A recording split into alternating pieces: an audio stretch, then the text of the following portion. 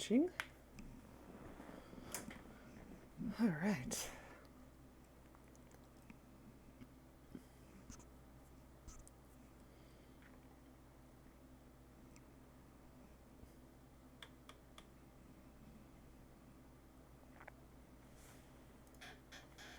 It always takes a bit for this one to start. In the meantime, good evening, everyone. Let me get my stuff ready. There we go. There we go. Delicious.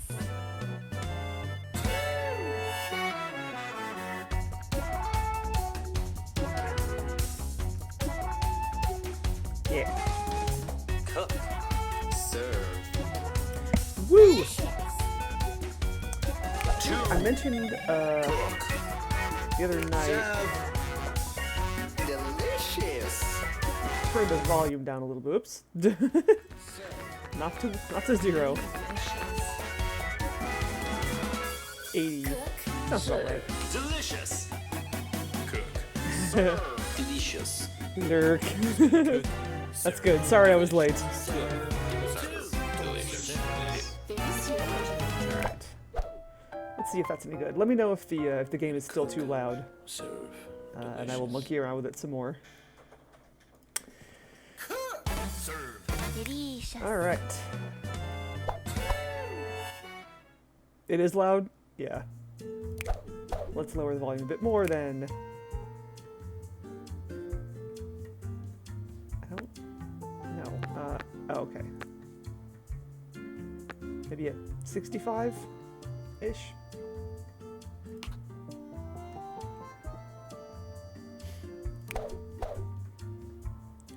It's mainly like the main menu, like the starting out music, which is the loud one. It's always like, cook! It's like the game just starts out screaming at you. It's a little jarring. And then like the interstitial music like this, or like when you're actually during the restaurant days, it's not as loud. Hey, my word. Yeah.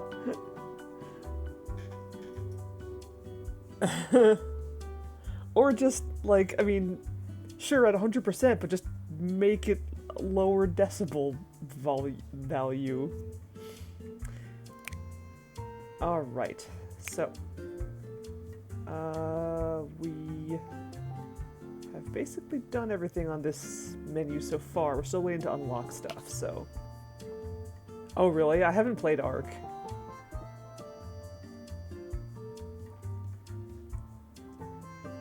And I wonder if also, I wonder if this has anything to do with it. Like, some games, I guess, are intended to be played on, like, a console that, you know, where the sound comes out of your TV and you're not necessarily sitting right up in front of it like you are with the computer. So I wonder if that has any bearing on, like, how loud they make the default volume. I guess let's just start out with our basic day.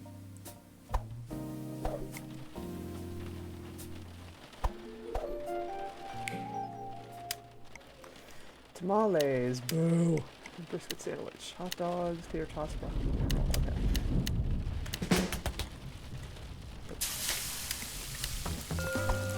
Okay, good. That's an easy tamale recipe. I can do that.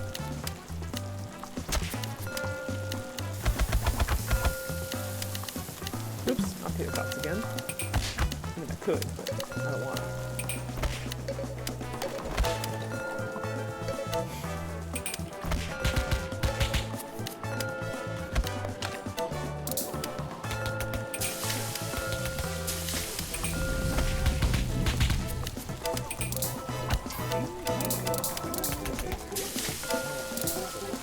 Oh, tamales. Bane of my existence. Tamales and sushi and burritos are like my worst dishes in this game.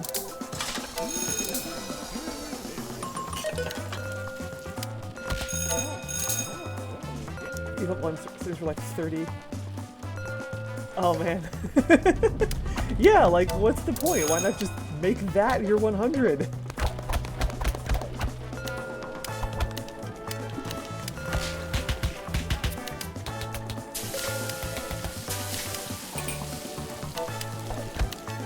who's gonna play that game and go, you know what, this game is too quiet. I'm gonna turn it up, crank it to 100.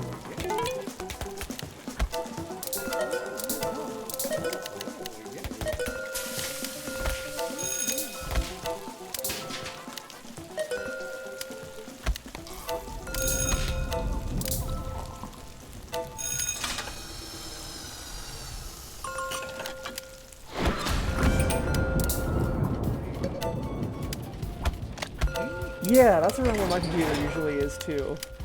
Like somewhere between 20 to 30, depending on what I'm doing.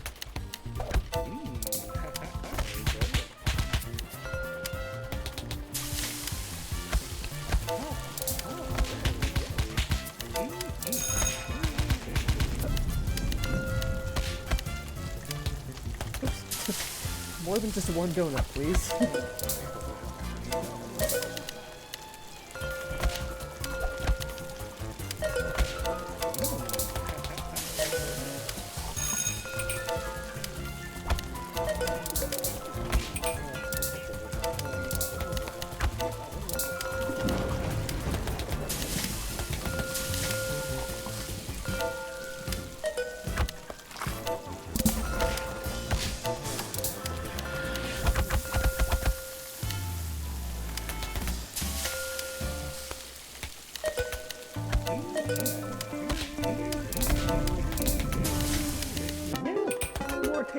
More Tates. Tates Tots. More Totter Tates.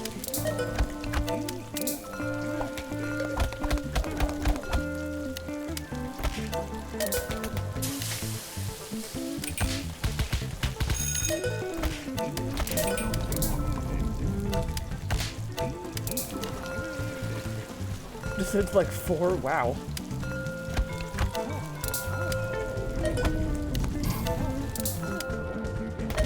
Actually, no, now that you mention it, I think mine does the same thing. Because when well, so it's different on my laptop and this computer.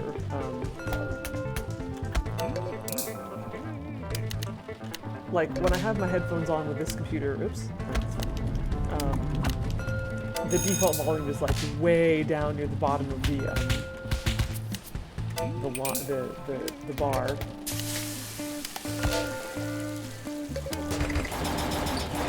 But when it's off, when I don't have the headphones on, then the volume is 100%.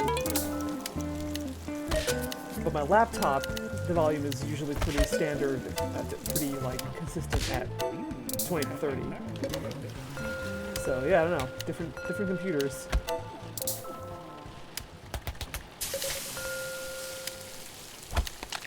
Oops, I had to catch up, damn it, I'm sorry. Ah, wrong bread. Make one mistake and suddenly I'm just messing everything up.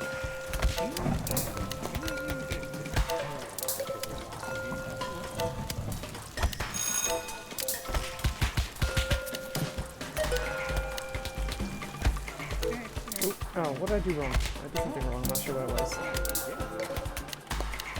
think I missed some fillings or something.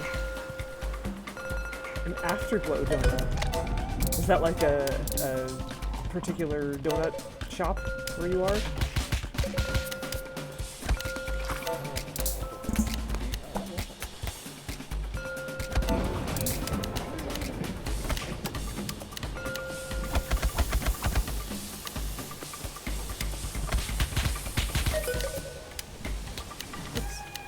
Roast beef. What is potato?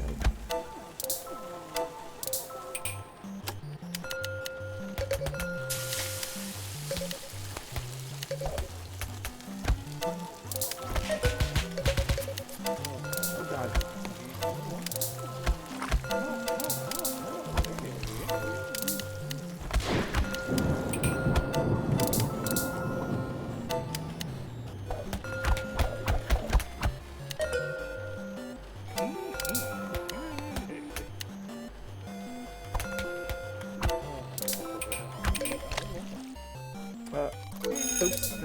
No. I hate when I look. When I do that pause and like, wait, what did I mess up? I know I messed something up. I don't know what it was.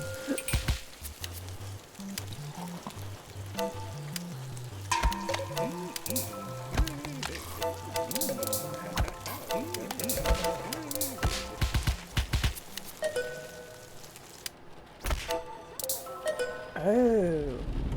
I remember you mentioning that.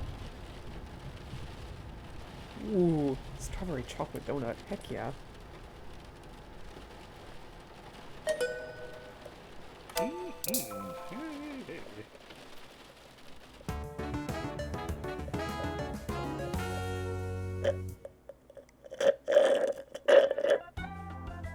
Pardon me.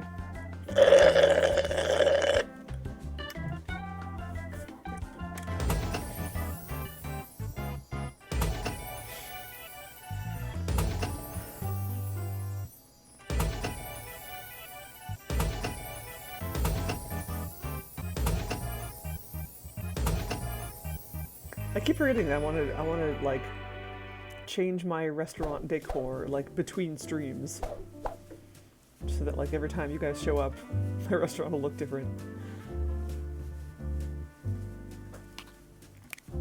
NAHPS, lot number 0447, Christmas album. In 2028, hip-hop sensation and Vice President Sean Forceful Peters released his Christmas album. With the nation still reeling from flood and war, Forceful hoped his album would bring unity to the country's remaining states. Although well received, the record became especially popular in Alaska, where it replaced the US dollar as the primary form of currency for trading goods and services. Do you like break it in half if you want to give change?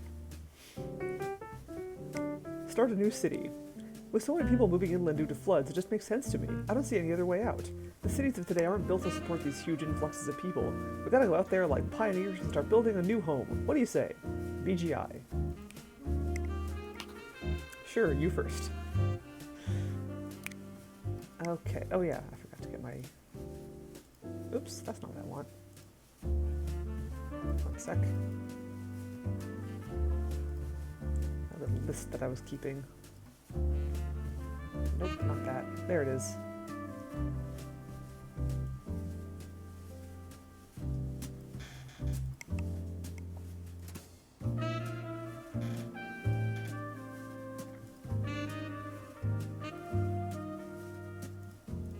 Okay. Okay, so what can I afford and what is actually unlocked?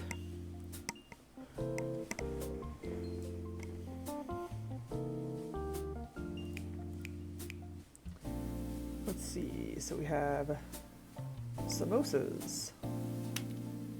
Sweet. Origin, Middle East. Originating as far back as the 10th century in the Middle East, samosas are fried or baked pastries, often filled with meat and vegetables. Samosas were considered so delicious that princes and nobles would typically purchase all the region's samosas for themselves, fearing that the common citizens wouldn't be able to fully appreciate their expert design and flavor. This tradition unfortunately backfired, as common citizens weren't able to appreciate the design and flavor of samosas at all. Because of this practice, samosas became seen as a sign of immense power, resulting in many chefs creating counterfeit samosas to be sold on the black market as credentials of authority rather than food. This trick worked at first, as it was generally understood that anyone possessing of samosas must be important. However, the chefs eventually oversaturated the black market with samosas, and their value declined. Upset that they could no longer be used to pass as royalty, commoners ate their samosas in fits of rage, only to realize that their worth as a food more than made up for their drop in symbolic value.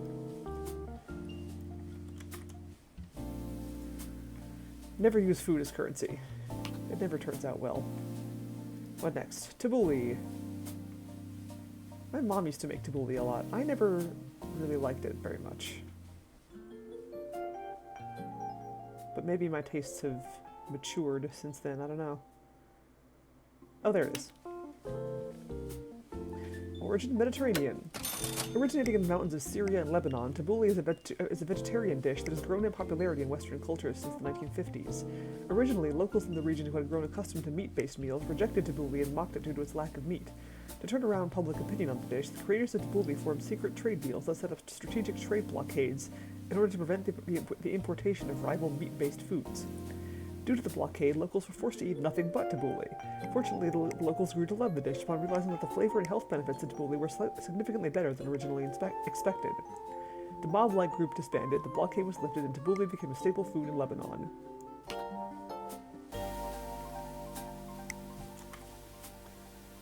Let's see, sauerkraut. It's a side dish. Wait, is it sauerkraut or is it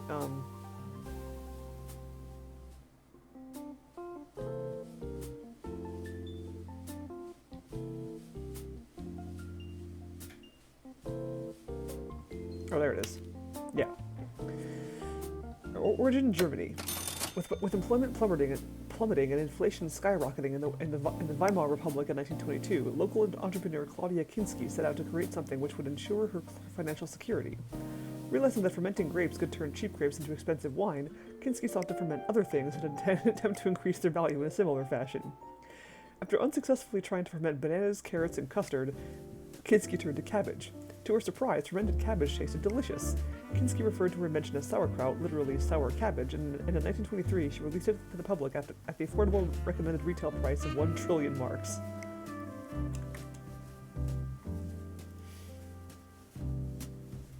Yeah, wow. I don't have that many dragons. I'm afraid you'll be disappointed.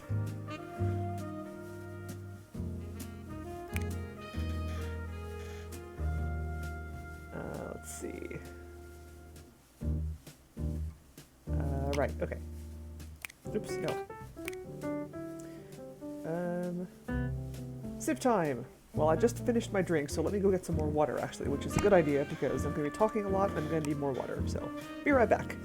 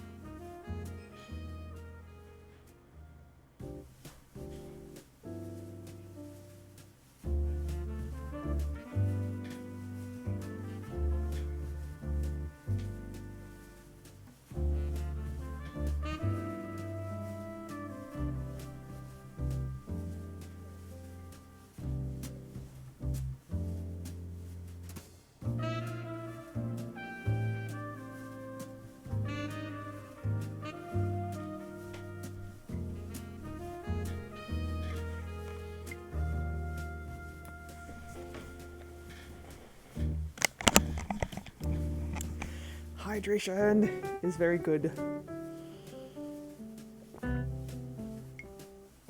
Yes.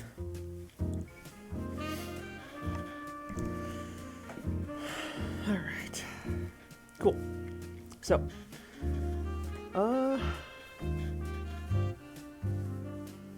let's see. We just did. I think we did breakfast and break loose last time. So let's do Greedily. Let's see. Wait. Yeah. Okay. Okay, so we have lasagna, which I already have. We have quiche, which I think is not on my list yet.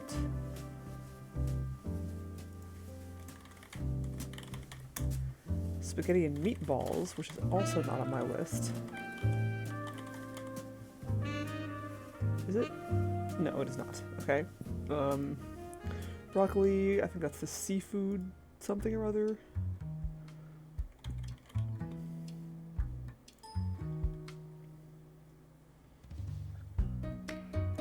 What is that? Fried seafood something.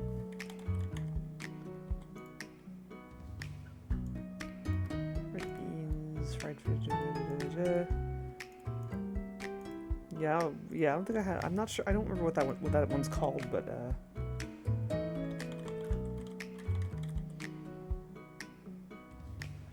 corn on the cob, which I'm pretty sure I have. Yes, I do. And then beer and beer. Oh.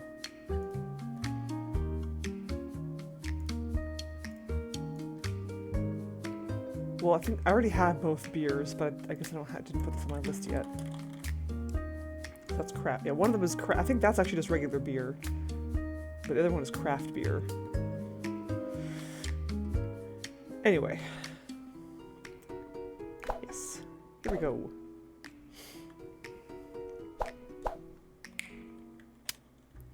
Lasagna, spaghetti, broccoli, seafood, corn. Alright.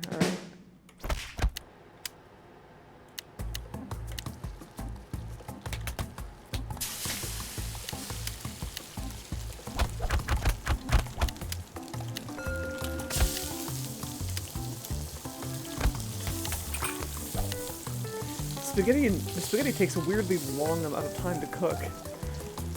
I've definitely lost customers to impatience just because spaghetti wasn't done yet, which is weird.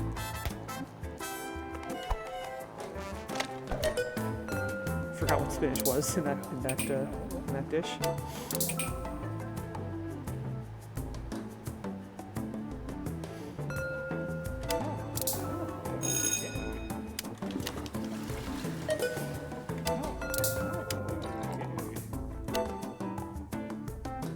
I always forget that it shows the name of the dish on the top right side of the order card, or in the top right corner of the order card, like right there.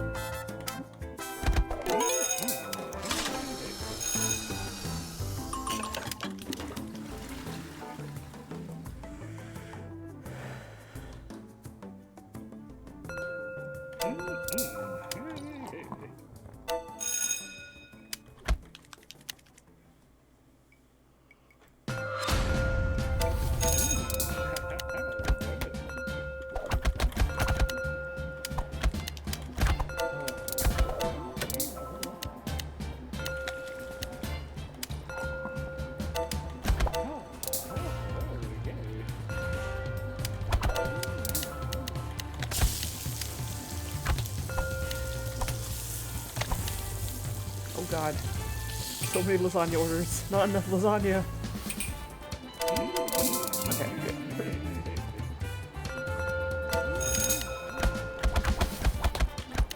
Lasagna's popular today. Just enough lasagna, exactly. That's much better than not enough.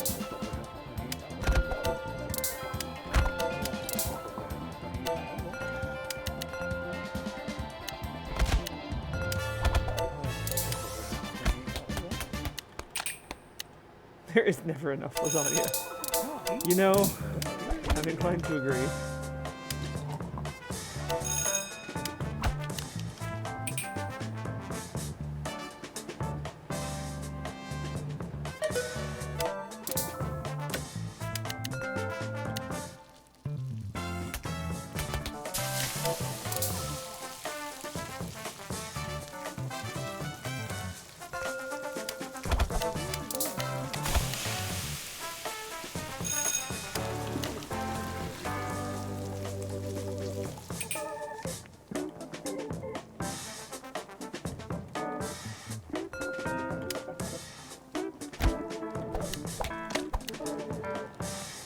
Spinach.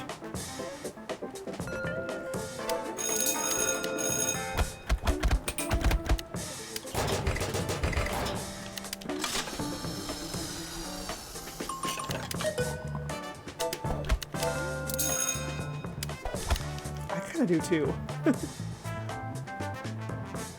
I have a, I think I've mentioned this before, but I have a recipe for a spinach bacon quiche that I'd like to make, and it uses potatoes for the crust instead of like dough.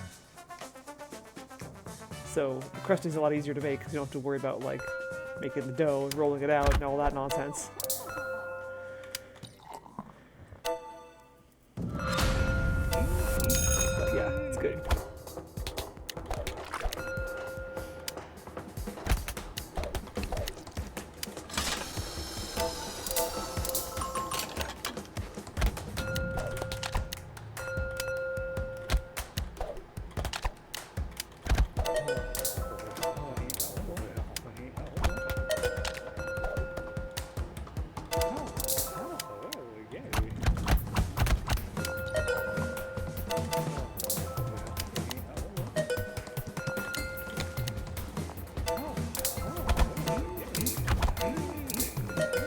Ooh, frittatas. I've only ever had like one frittata in my life, and it was really good. I forget what was in it. I think it was like artichoke hearts and potato, I think? Maybe something else.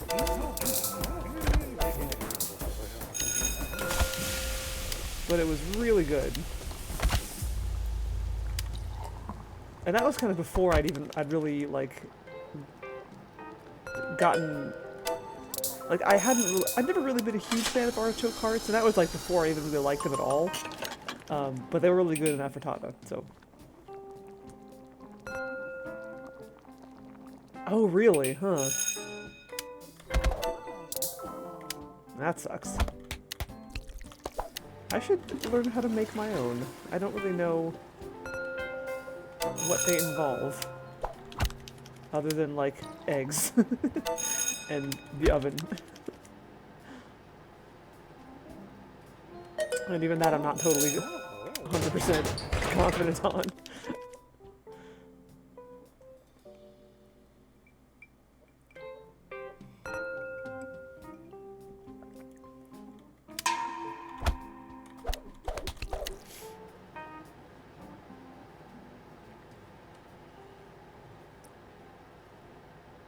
Sausage and pepper frittata. Yum.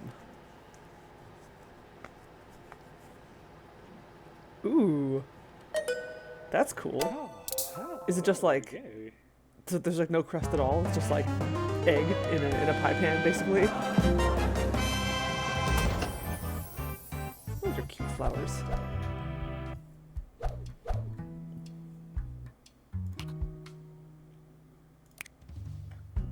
Excuse me. NAHPS, lot number 2337, police sword. Smuggled out of Wisconsin, historians believe this sword may or may not have been used by Wisconsinite police who may or may not have instated a hellish totalitarian stranglehold over the state, which may or may not be struggling to resist. Alternative theories suggest I did not parse that word. The moated state is doing fine, this is merely a theater prop.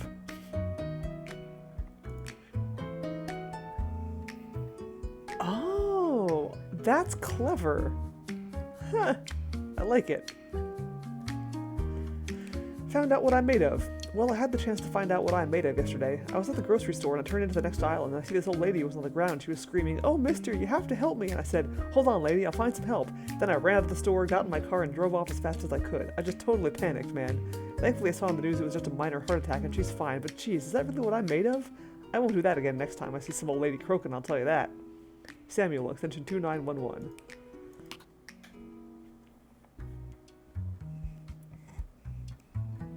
That reminds me of not that, but the crust thing. I was at a friend's place and another friend had brought over pumpkin pie, but it was like a crustless pumpkin pie. So it was just pie. It's just like pumpkin pie filling in a pie tin. Which, I mean, I guess that's like... I mean, the crust is not the interesting part of pumpkin pie. It's just there to hold the filling, so I guess it makes sense to cut out the middleman. Plus, the whole gluten-free concern is also a thing. Ooh, we have a new one. The Far East. Any other new ones that have slipped past me? Nope, that's it, I think. I don't think I can afford any more food right now. Stuffed... Oh, I might be able to. Stuffed artichokes is a side dish. Let's see. Yeah, more or less. It's just like... It's just pumpkin... pumpkin pudding, kind of. Not that there's anything wrong with that. But I mean, it's more... It was more like... It like held together. Like, it was actually like, you know, you could slice it into pie wedges. It's like just enough to make it actual pie rather than just a scoop. Oh wait, oops, what am I doing? For sale. Stuffed artichokes. Which are down... Oh, are they unlockable or do I already have them? Are they locked? They're locked, okay, so stuffed artichokes. are locked. Brown rice, then. Here it is. Origin, China. In 1977, inspired by a children's film involving a fantastical chocolate factory, Chinese researcher Li Wu attempted to create a food which, despite its impressively small size, would provide sufficient nutritional content to keep one full all day.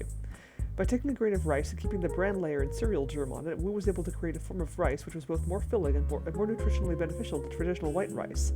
But Wu didn't stop there, and in 1978 he began firing lasers at his grains of rice in an attempt to infuse them with even more energy. To Wu's disappointment, his obsession with buying expensive lasers caused him to go bankrupt in 1980. Penniless, Wu decided to sell the regular brown rice in an attempt to prevent himself from becoming homeless. While the brown rice wasn't as filling as he'd hoped, Wu's invention was a hit, providing him with enough money to pay rent and continue his unhealthy obsession with lasers.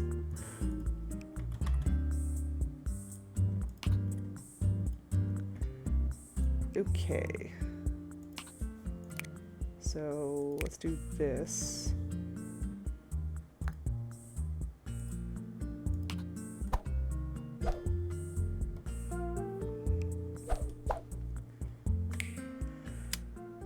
Corn dogs, tabbouleh, pizza, and soup. Potato salad, good. Oops, if I can remember how to make it, that'd be good. Press the right buttons, please. Thank you. Oh. Oops, wait. Ah!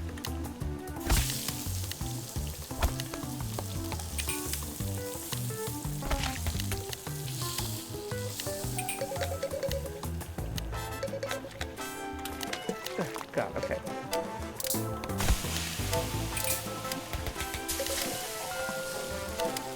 Lost precious time there, but that's okay. No big deal. Laser rice. Has potential.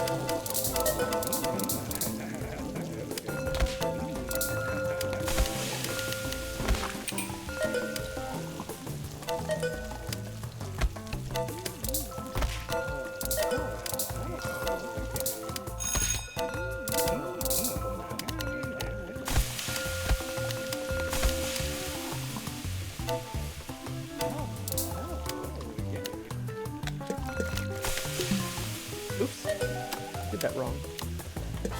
Celery, carrots, green beans, mushroom, potato. There we go.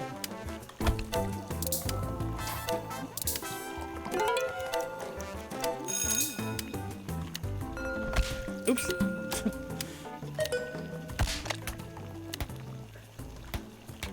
There. That was a meaty pizza.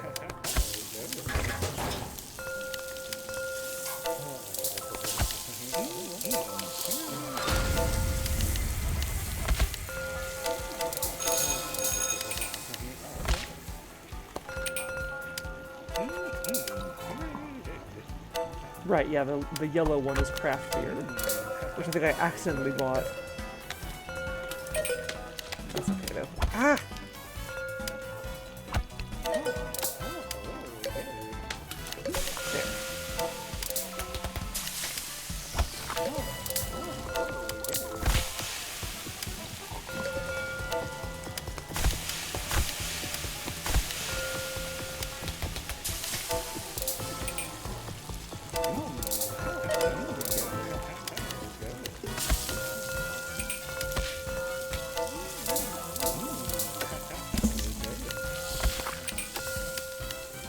Not throw out perfectly good the side dishes.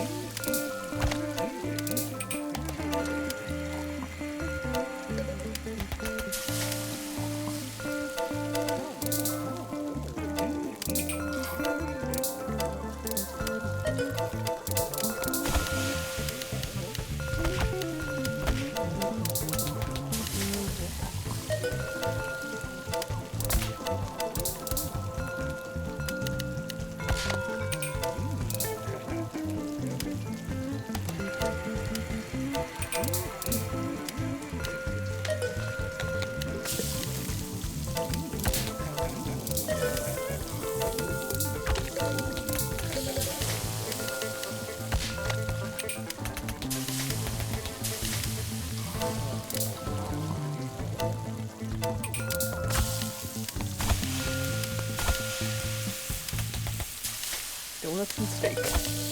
Well, Salisbury steak, which is debatable whether it qualifies as actual steak.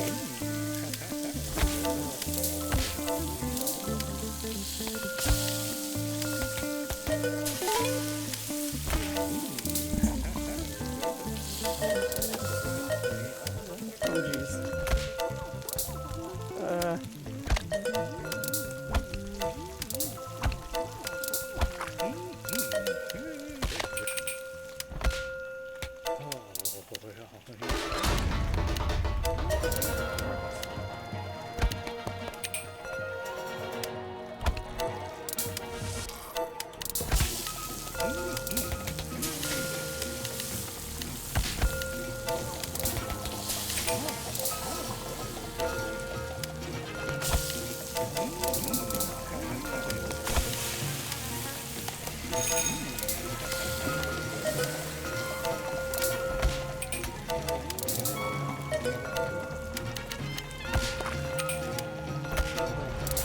Man, that potato salad is really a lifesaver.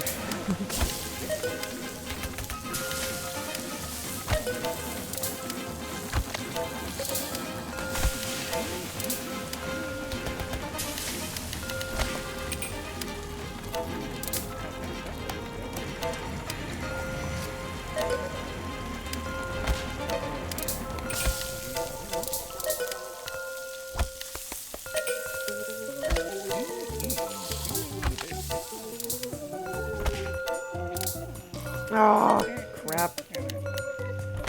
I was doing so well. I hate when I do that. I was so confident that I'd be able to perfect this day, too. I was like, yeah, I got this, no problem. And then my brain had a brain fart.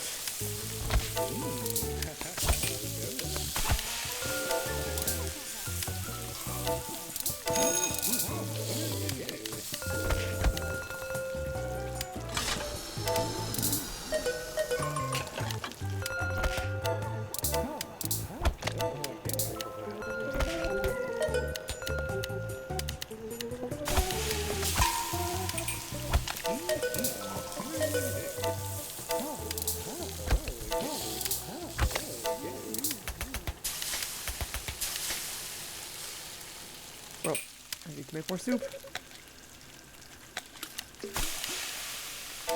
I hate that. We'll have to make an entire pot of soup for one person. It's like we're back in the first game.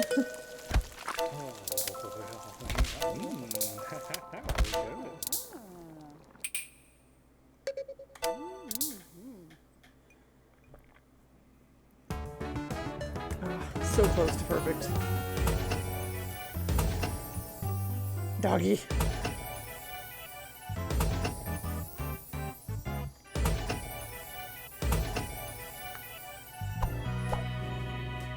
Prep station 11. I'm gonna stick with 10. 10 is a nice comfortable number of prep stations for me. Ooh, okay, so we got the Far East and Good Japan now. It's gonna mean a lot of sushi. NAHPS, lot number 5267, Magic Lamp. Before rising flood levels caused the citizens to abandon the state of Georgia, this object was retrieved and donated to the NHPS.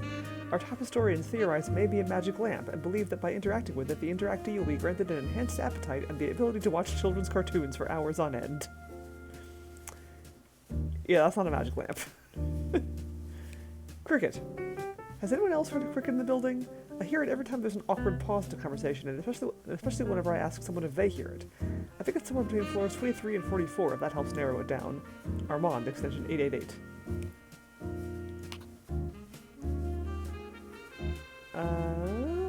Let's see.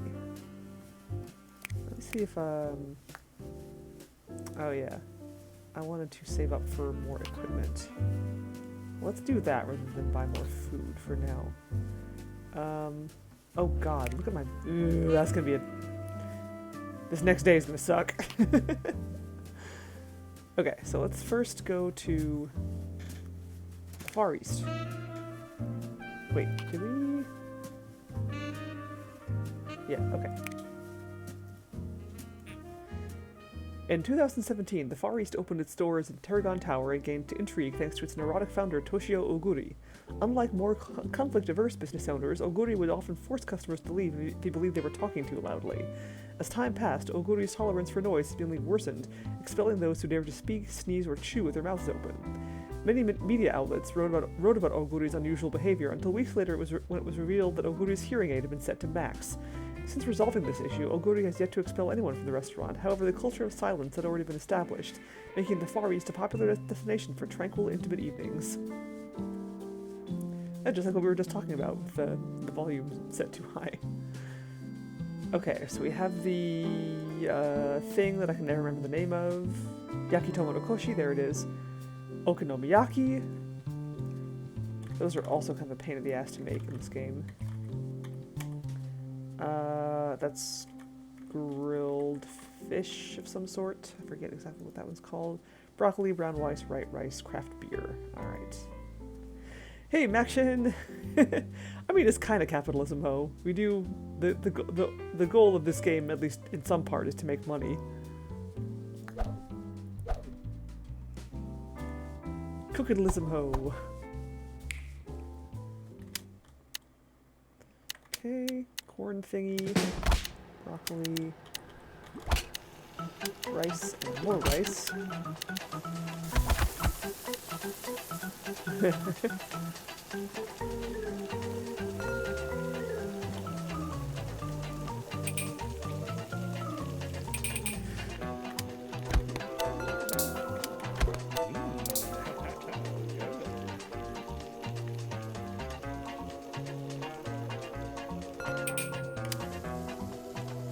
Oh, it's yakisakana, which is grilled fish. I should actually, hold on, let me write that down properly. That literally means grilled fish in Japanese.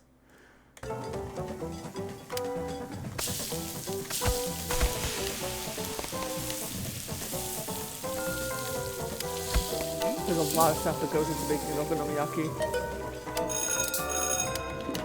I tend to, like, leave at least one thing out a lot. Or put the wrong thing on it.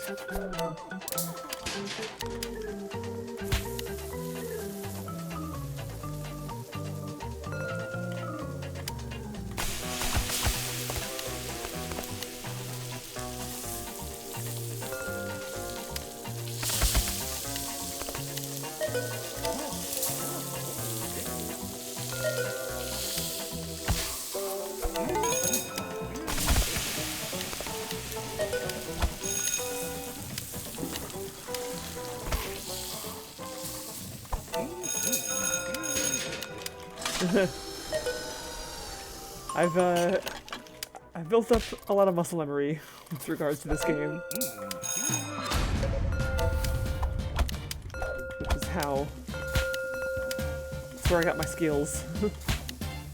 Just practice. Oops.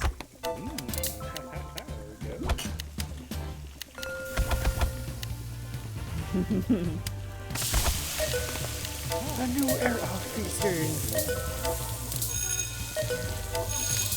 It is pretty complicated and confusing. It becomes a lot easier once you actually play it and like kind of get used to it, but like it's very overwhelming when you're first starting out.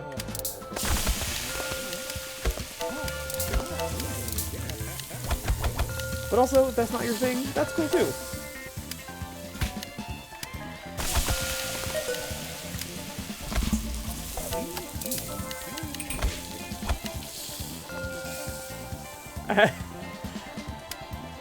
I mean, there is a part of my brain that, it kind of does. Oops. Shit.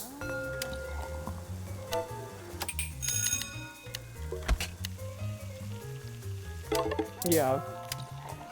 Mainly just because, like, I do like cooking, but I don't like being rushed.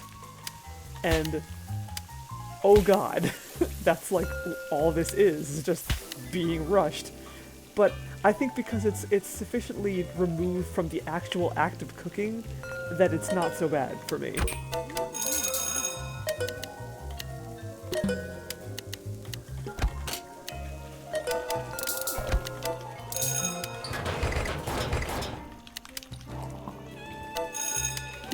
Yeah, I don't know why this game doesn't bother me. Like, it really should. Like, it is... Like, there's a lot of just, like... like, stress. It's definitely stressful, and yet it's weirdly relaxing. I don't know why. Like, it's a good... I really can't find a way to describe how that works in my brain. It's like, it's stress, but it's low-stakes stress. It's like... I know that nothing bad is going to happen if I screw this up, because it's just a game.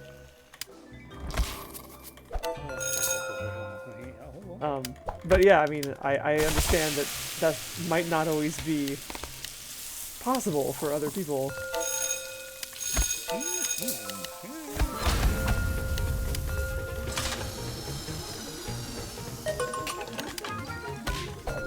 Oops. Oh, what'd I do? Oh my god, how did I do that? Oh god. That was a stupid mistake.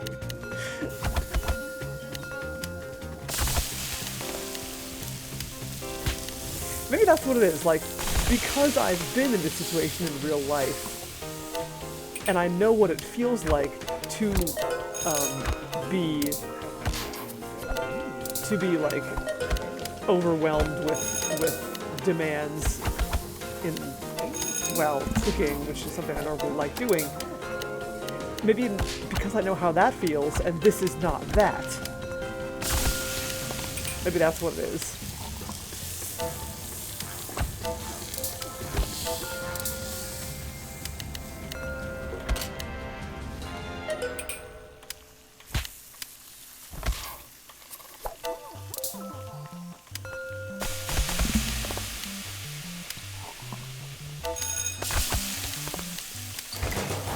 This is like a safe form of stress or something, I don't know.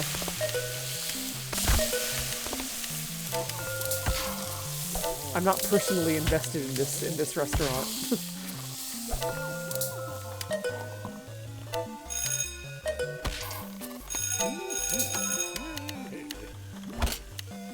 Oops, crap. Oh, thank you. That was fun.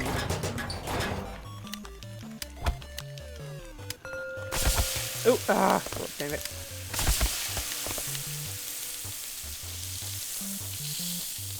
This game sucks you in so bad. Yeah, me too. I can play this game for hours.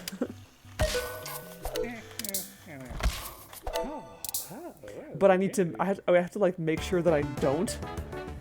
Because, like, it does kind of get to me after a while. I'll be just like, okay, I gotta stop.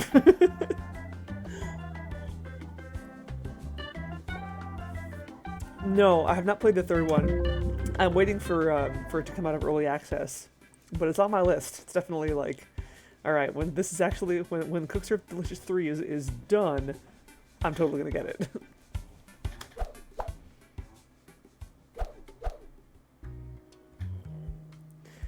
And may I also say, Maction, you are an excellent GM.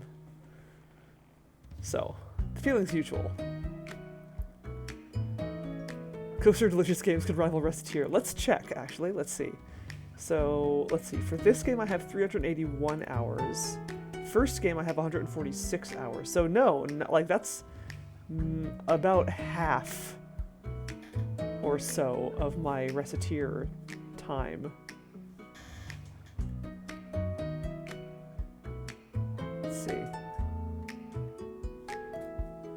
Yeah, because Restateer is over 1,000 hours. 1,193. So then, yeah, 146 plus 382 is like 528-ish, somewhere around there. I think, if my math is correct. So, yeah, not quite rival, but still, pretty reasonable amount of hours. Pretty respectable number of hours. I know I've played a shitload of Path of Exile. What's my hours on that? Oh, it's not showing me because there's an update queued. Damn it. Alright, well, I'll find out later.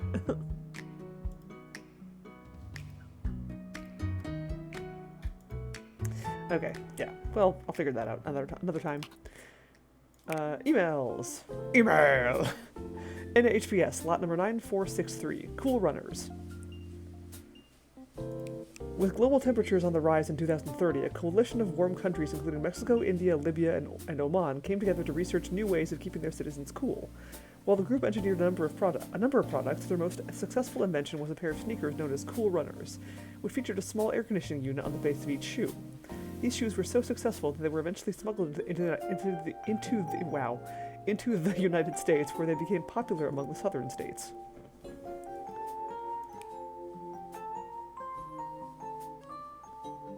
Oh. To be fair, I think some of those hours have been due to me, like, leaving the game running while I fell asleep. Not even necessarily on stream, just when I was playing it on my own. So I think not all of those hours are legit, but most of them are. I'm not nearly as handsome as I appear to be. You there, would you like a free coat? The coat is made with the hair of a goat I found afloat in a moat whilst I was rowing my boat, if you don't mind the anecdote. If I may gloat, I assure you that both the coat and the goat are very nice, much nicer than a coat of lice, a box of mice, or even a flying device. If you're interested, drop me a note or summon me thrice with your throat. Oh no! Okay, that's worse than falling asleep while playing a game. That's a lot of dead time. Let's play AFK. Hey y'all! This Saturday I'll be doing a Let's Play where I stand idle in a range of games for hours on end to help raise awareness for locked-in syndrome. Call extension 362 for deets. That's weirdly compelling. I don't know. I weirdly like that idea. Okay, let's get some equipment. Alright. Oh, here we go. This is going to be a terrible day. Oops, wait. Yeah, I'm going to keep it at 10 prep stations.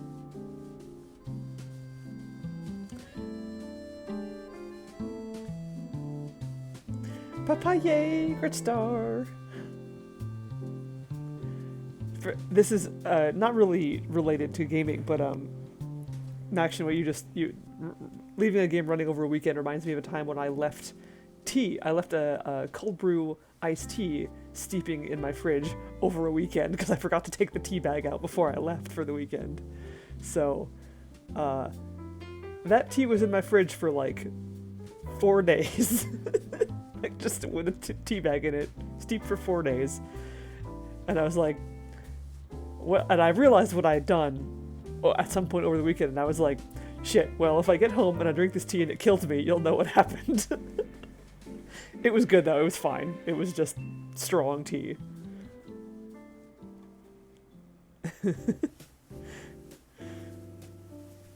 It was barley tea. It was good. But yes, now I know what barley tea tastes like when it's steeped for like 4 days. Not that bad. Okay, French toast, sandwich, pizza, slices. Okay, hope I have a good, ooh, I do not. Alright, well, fine. People are gonna get mad at me. Yep, here they come. Oh god.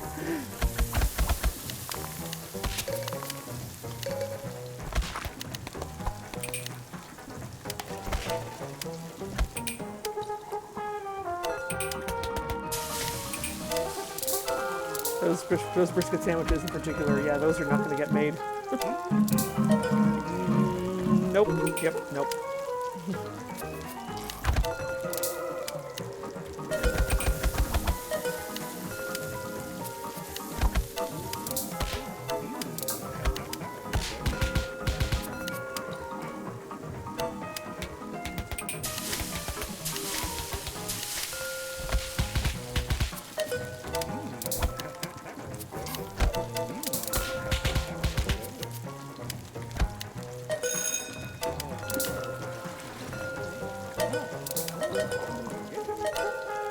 Oops! Ah, wrong button.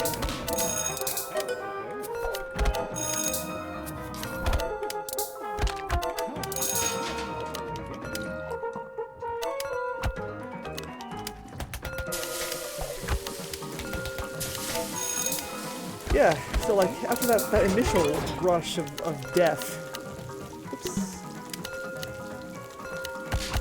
it's not that bad, but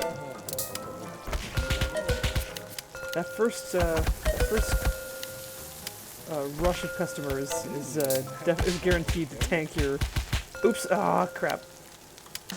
Mangled my chicken. Tank your perfect.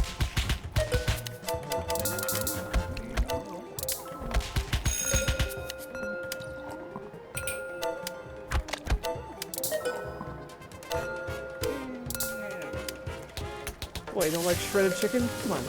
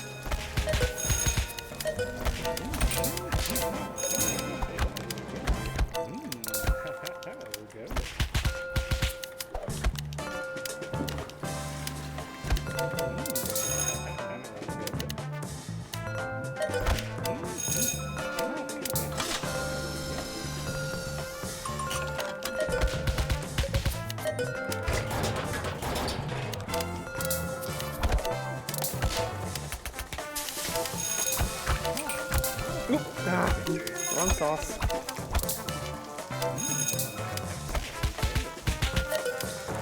Damn you, muscle memory. You failed me. It has a co-op mode. I've never played it, but totally has one.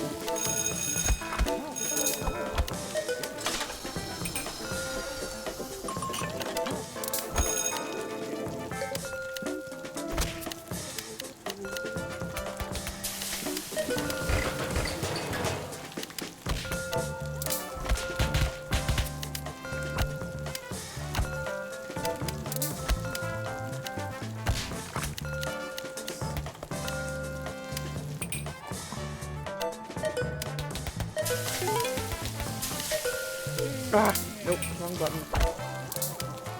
Hate when I do that. That's definitely one of the more common mistakes in this game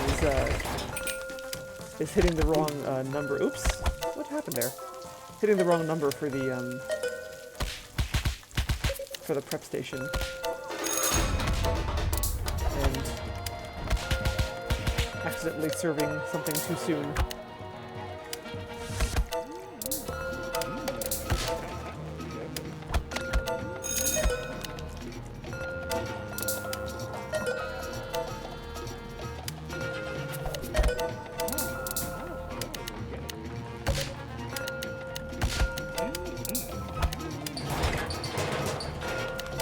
Yeah, I don't actually know how the co-op in this game works, but it'd be cool to try it sometime.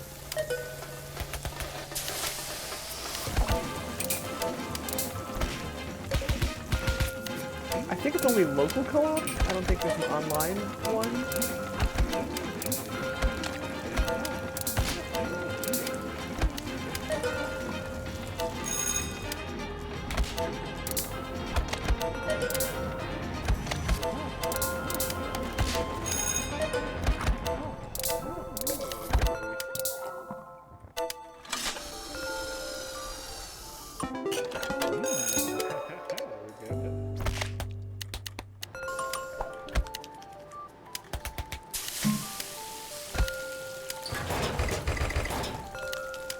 Also, I feel like I should note that even though I like this game a lot, I have tried playing Overcooked and I didn't like that one. Like that was the kind of stress I did not enjoy for some reason. I think it part of it may have been because like it also involved like physics, and those are always way more annoying in games than they need to be.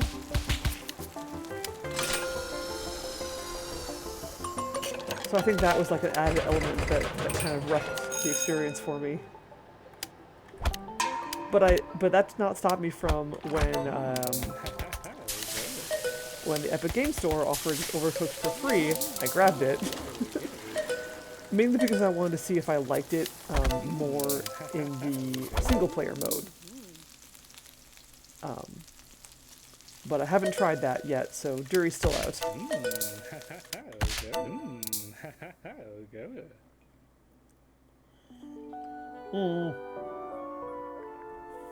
That's the bad music.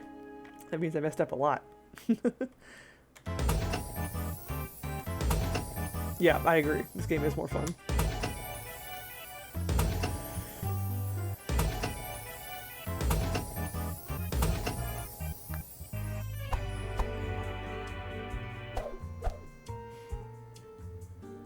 Ooh, and there's E. All right. Let's see. NHPS, lot number 6279, gardening tools. In 2031, an unknown political group released the Communist Gardening Toolkit, which included a hammer, sickle, and instructions for uniting the working class and freeing the people from capitalist oppression. While a small number of citizens followed the instructions, the toolkit became most popular among seasoned gardeners in Utah thanks to the high quality of the tools. VHS Emporium, overdue items. Dear valued customer, please be aware that the following items are overdue and fees owed at VHS Emporium. Title of VHS, days overdue, fees applied, $5 per day late. Fatally Tough 2, Fatally Tougher, 8,765 days, $43,825. Please return the items listed above along with the amount owed in full in order to continue renting from VHS Emporium. Thank you, and as always, be kind, rewind. VHS Emporium.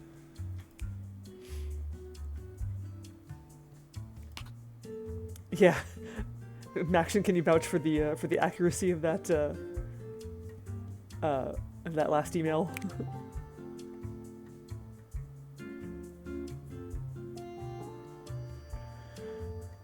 Okay, so Good Japan and E.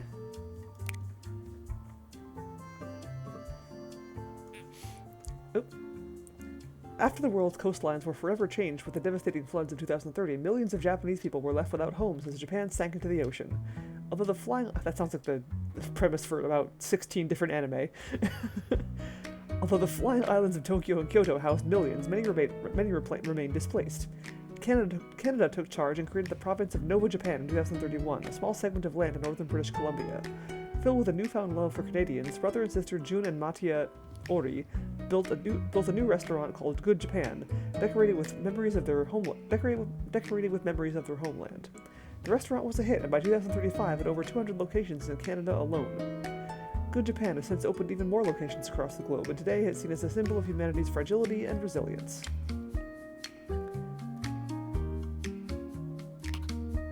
Oops. Alright, so we have Japanese fried rice, which I think I already have.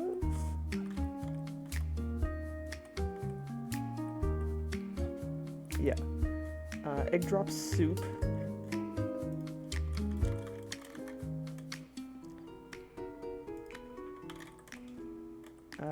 That's the main chow mein, not the side chow mein. Broccoli, spring rolls, onigiri, which I think I already have. Yes, I do. And soda. Okay. Really? I am not in the least bit surprised. Cornelu, thank you for the sub. I need a notification for resubs. I realized I don't have one. Not a notification, but like an overlay. For some reason, I thought just the basic sub one would cover that, but it doesn't. So I need to fix that. All right. Yeah.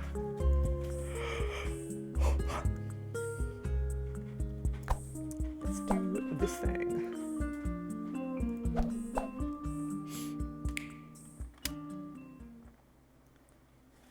Ooh, only room for one.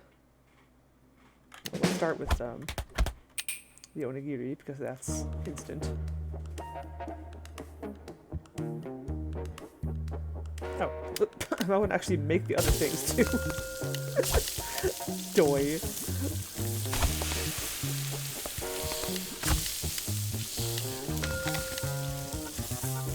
Oh, alright. I guess Japan has been aware of its potential for sinking for quite some time. Also not surprising.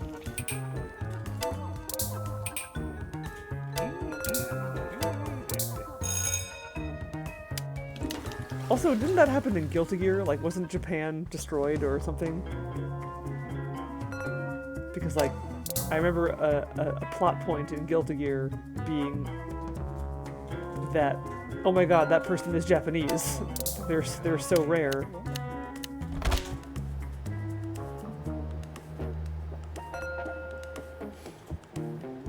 That's true. A lot of stuff does happen in Guilty Gear. Very little of it makes sense.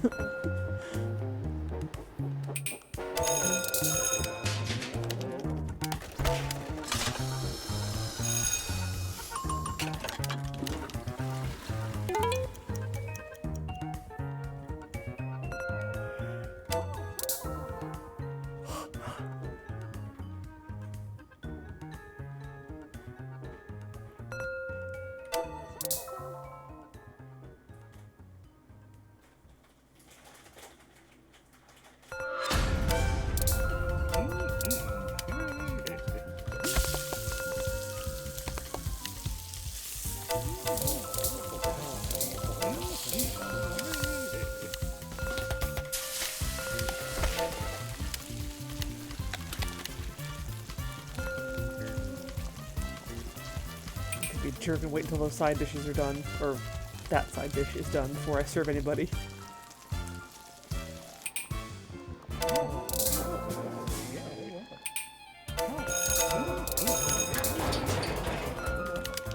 I hate when I only have one slot available for side dishes.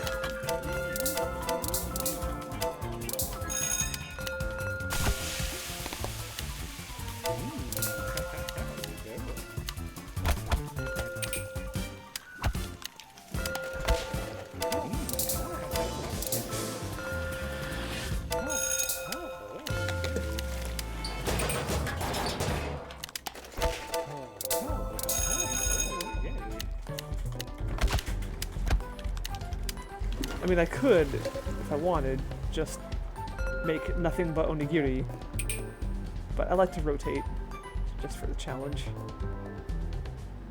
Okay.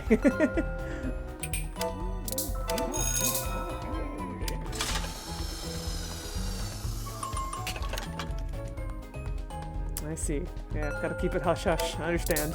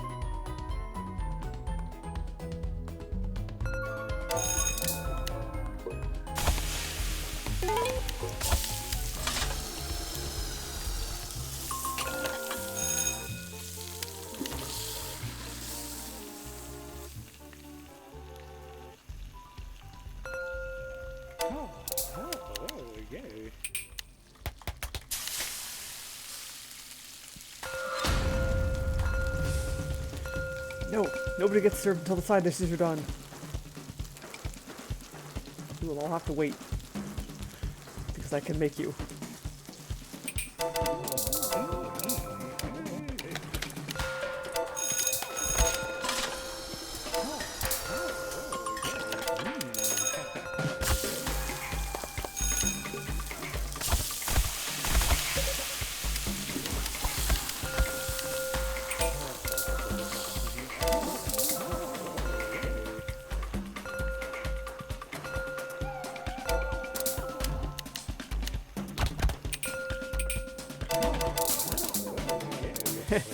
That worked out nicely.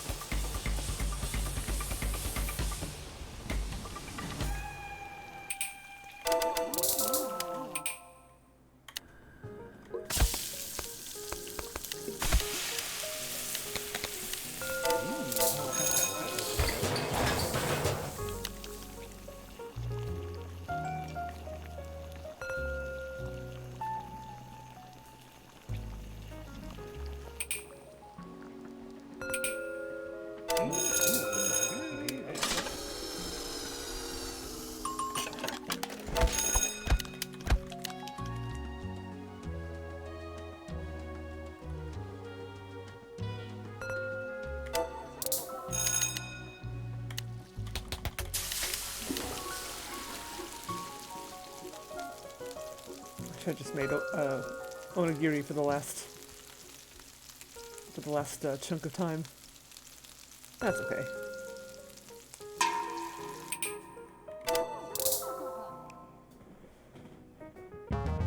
Woo! Perfect day. Excuse me.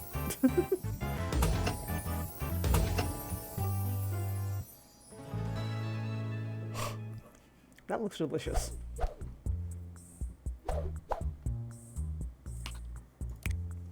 NAHPS, lot number 2256, pre-war soundscape album. Before the Blue War, the series of bizarre apocalyptic events that ravaged the country's ecosystem, there were many places in which the sounds of nature could be enjoyed. A somewhat common practice during this time was to record the sounds of nature and sell them to those living in more urban areas to enjoy during sleep or meditation. In this record, the sounds of the California coastline could be heard from before the region became completely uninhabitable. I did my best. And it was my best. What kind of music do you like? I discovered this new band that I think you might like, but I don't really know what kind of music you like, so there's a good chance you might also not like it at all. It's a really interesting blend of genres, like if an indie artist made a pop album and then layered it all over a background of screaming cats. Scream!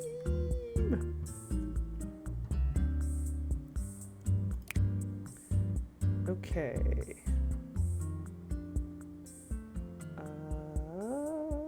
Right, okay, so it's my restaurant next, but we also want to get some more equipment. And yeah, once you make those inevitable mistakes at the beginning of a really high buzz day, your buzz like plummets. So that's the nice thing about screwing up in a really busy day. Your next day will be nice and calm.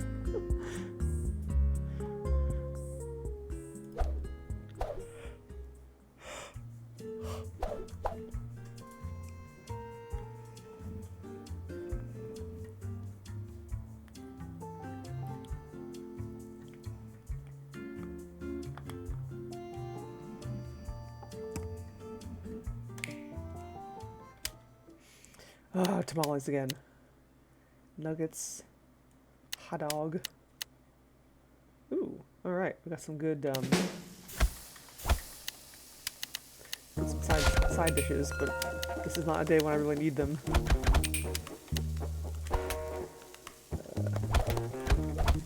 Oh, shit. Now. Okay.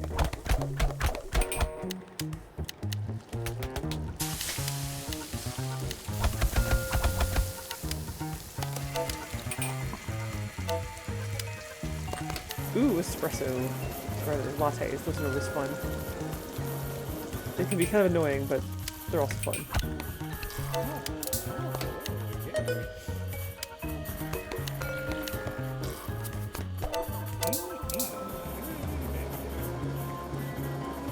Annoying only in the sense that I tend to mess them up a lot. Ah!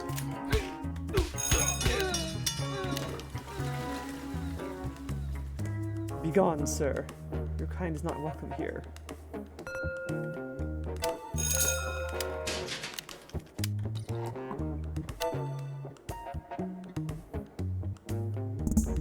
Oh, salad. Salads go bad very fast. That's a disadvantage to them.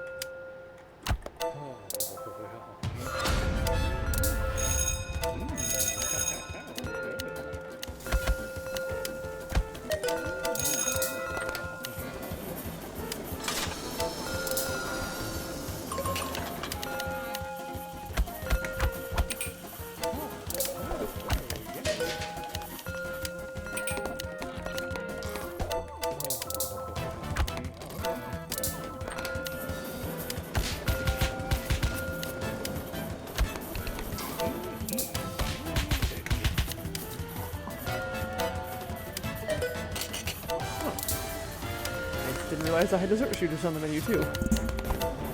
That's That's the fun part about doing a randomized menu.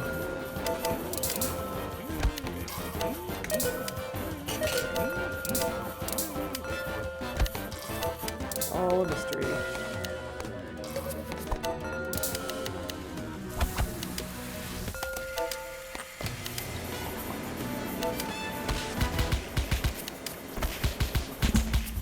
No!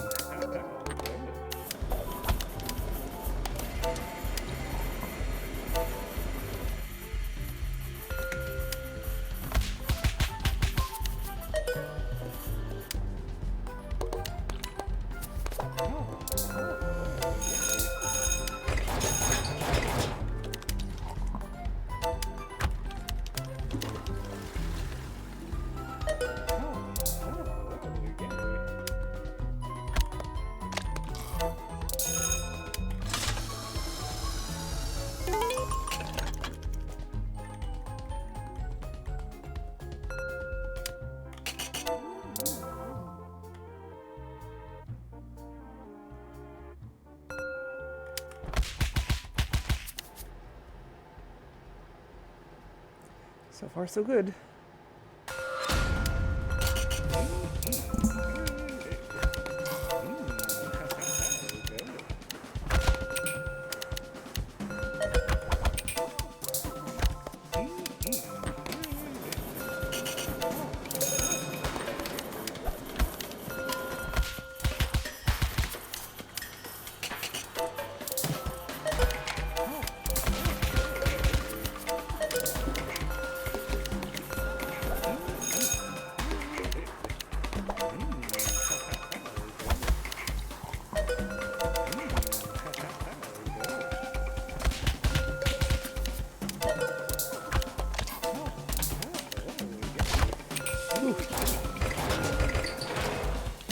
Speeding up here.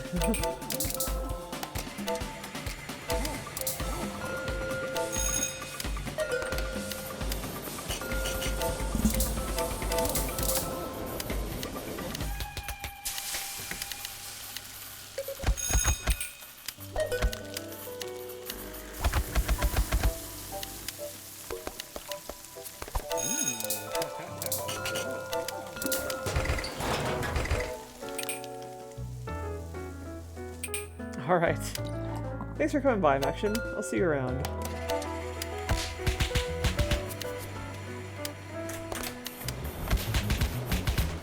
Best restaurant ever!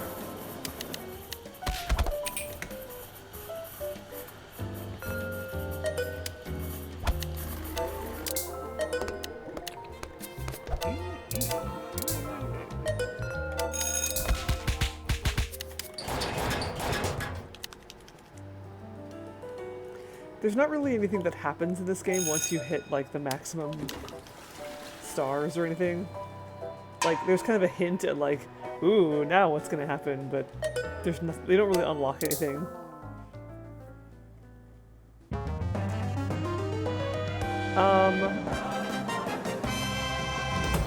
Mostly I think it just added new foods. I think some updates also changed the way certain foods worked. Like I mentioned a while ago that that sushi used to work differently. I think you guys actually, back when I streamed this game for the first time, you saw how sushi used to work, where you could only ever make one sushi roll at a time, and it was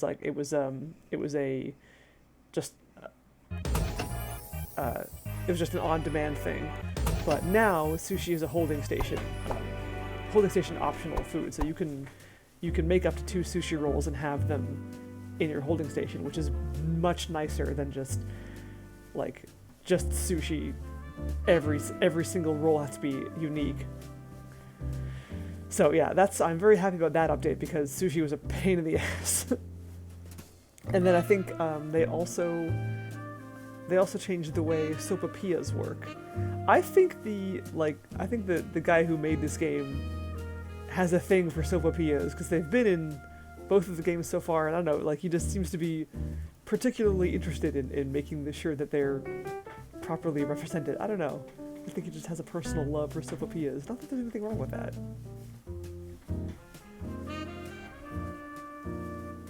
Okay.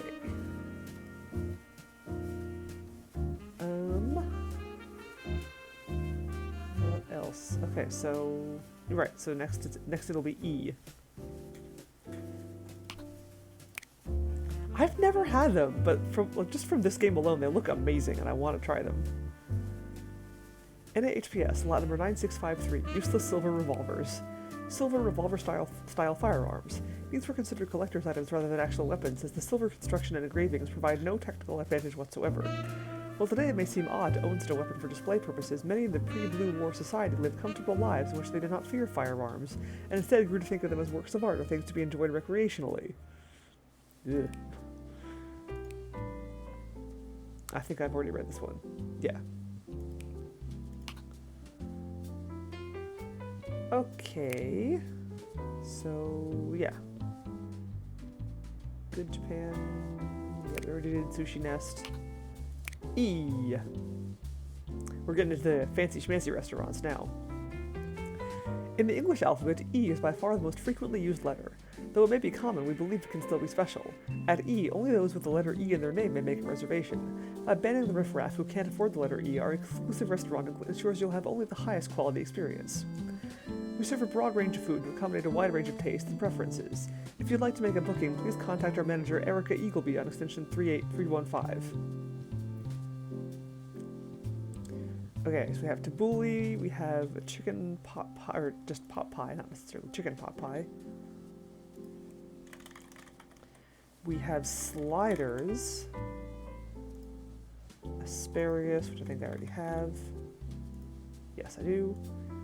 Green beans. Yep. Dinner rolls, craft beer. Biar.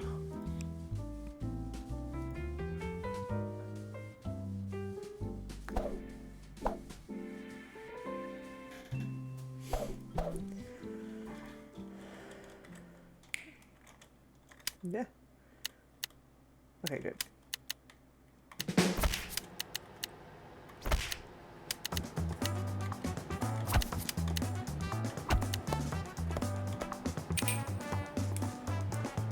Garbanzo beans. I love garbanzo beans.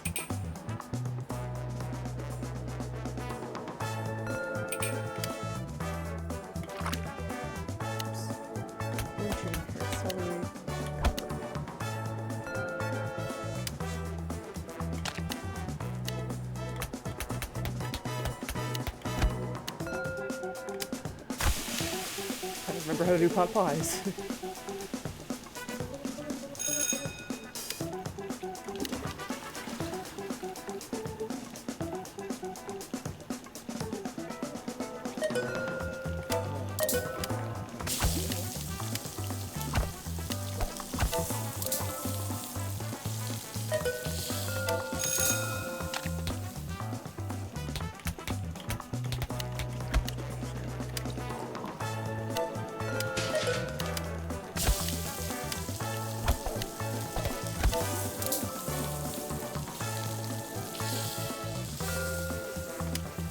Sauce, corn, carrots, broccoli, celery, beans, peas, cover.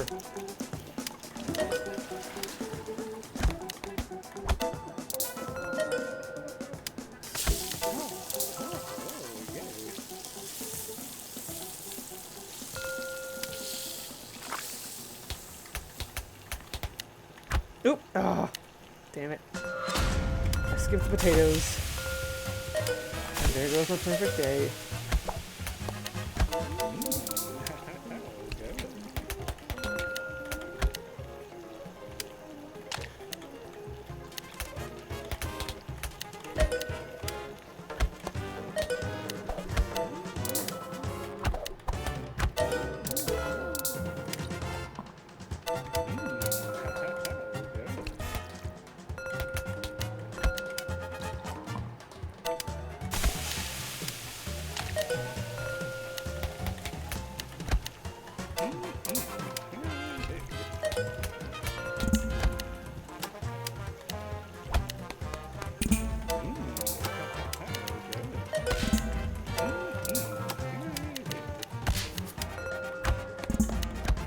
No! I was hoping those green beans would last for just a few seconds longer, but they did not. That's okay. What? Hey! Oh. It's like, how did I screw up the green beans? By forgetting to add the beans is how. Go me.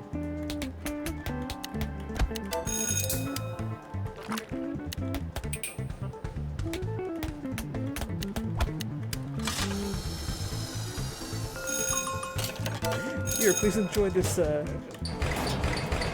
this warming tray full of salt. And pepper, if you're lucky. We serve only the finest salt and pepper here at Cookserve Delicious, or whatever restaurant this is. E.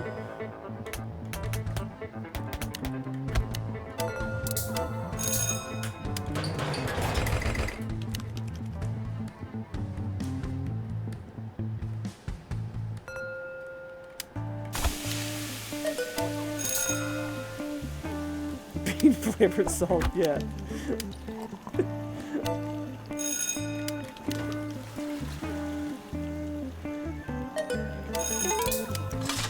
It's kind of like vanilla sugar. Trying a new thing. Sure, it's only a matter of time before it catches on. You infuse the salt with the delicate flavor of the green beans.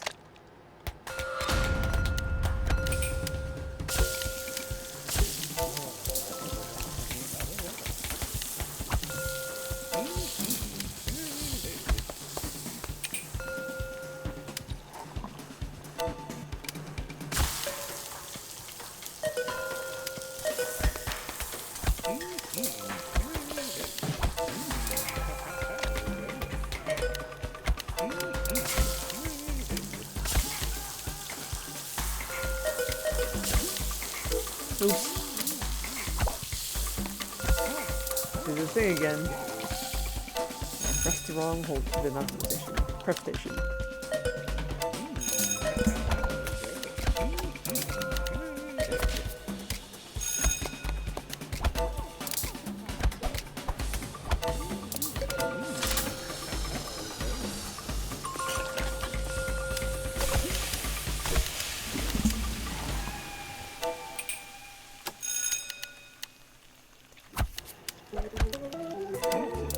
That's a good question. Why would you?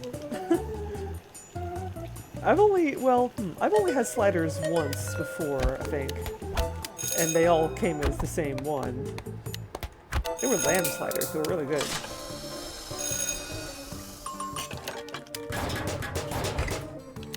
But yeah, if you're given a choice, why wouldn't you choose different ones?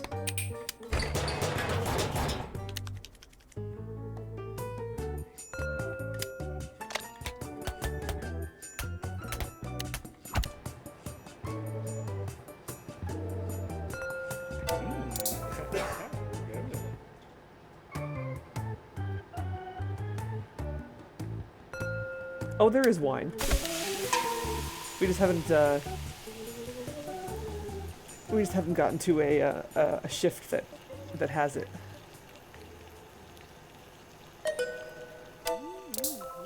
Wine in this game is also way less of a pain in the ass than it was in the first game.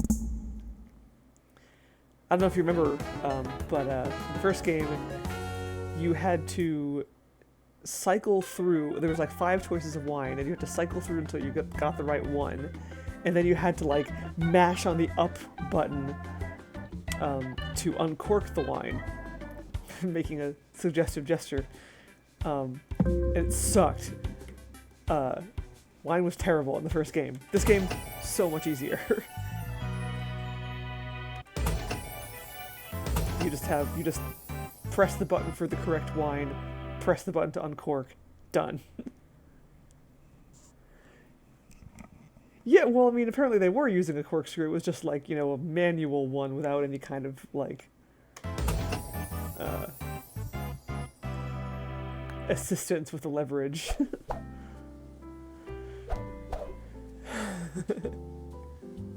Ah, here we go. Planet Blue is open up now. NAHPS, lot number 4696, pink dress. This pink dress was pulled from the waters of Virginia after Washington, D.C. uncustomarily sank into the ocean in 2028. Many residents of Virginia were quick to mock their neighbors' unfortunate luck. In 2029, however, the state of Virginia began sloping into the sea, and as flood levels rose, the state was soon abandoned. Today, this dress is an important reminder of the dangers of laughing at those whose states have descended into the ocean. It's alright. Memo from the CEO, installing new cameras. Hello, underlings. Some of you might have noticed the folks going around with ladders today installing security cameras in each one of your cubicles. Please do not be alarmed, as this is all part of our ongoing effort to increase employee morale by watching everything you do and sitting down to review it with HR at the end of every week. Again, the cameras will not be used to deter thefts, so if anyone, for example Brenda, is really all that worried about her purse, wedding ring, and family photos getting stolen again, I have to continue to advise her to quit complaining and maybe leave those things at home if they really matter so much. Anyway, please try to stay out of the way as the cameras get installed. I assume these fine young men worked very hard just to put bread on the table, which is more than I can say for most of you. Happy Hump Day. Robert Overling, CEO. I think I read that one already, but too bad. I read it again.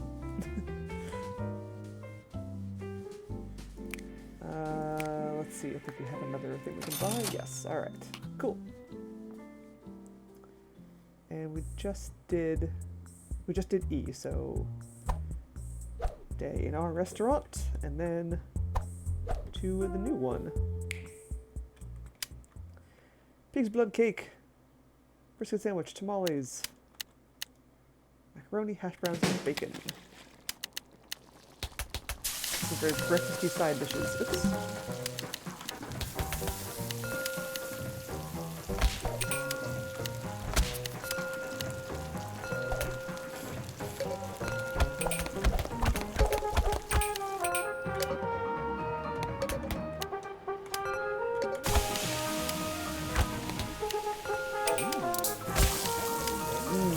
Ice cream cone first thing in the morning.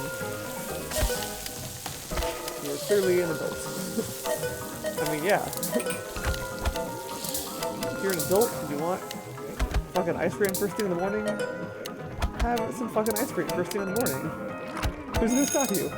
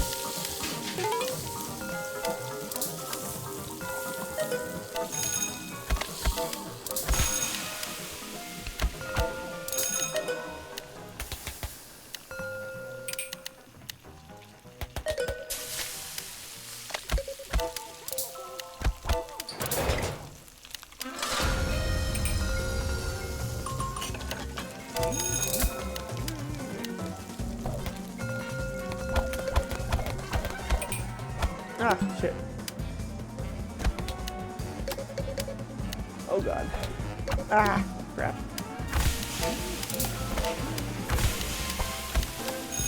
Hate tamales.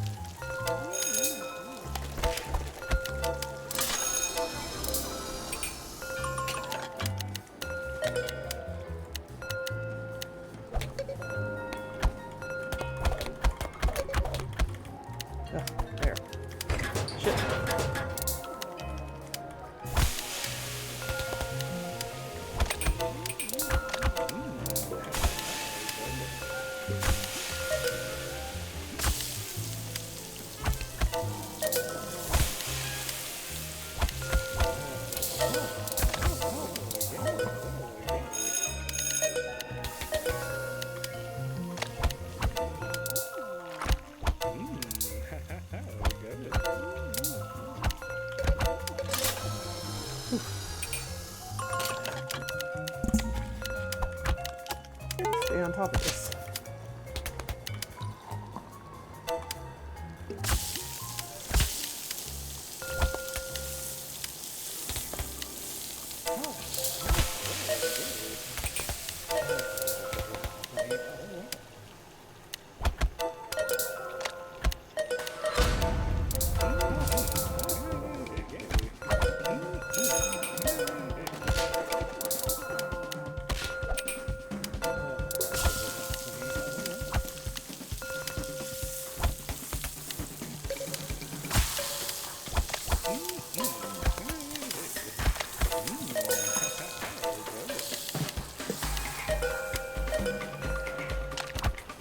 Oh, shit.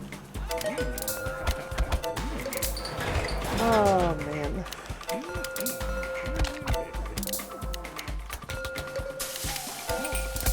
Really seems to be during the second rush. I gotta use it.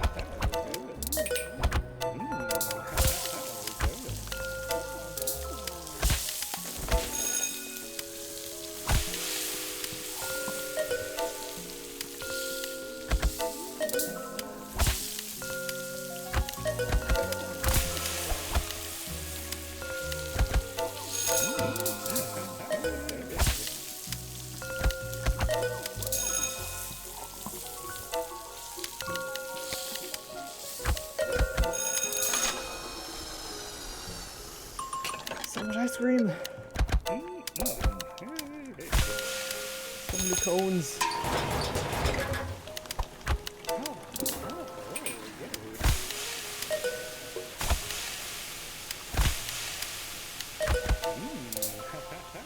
What am I, made a waffle cone?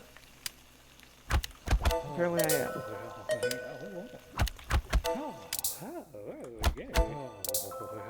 Whew, there. Not perfect, but very close. Consume.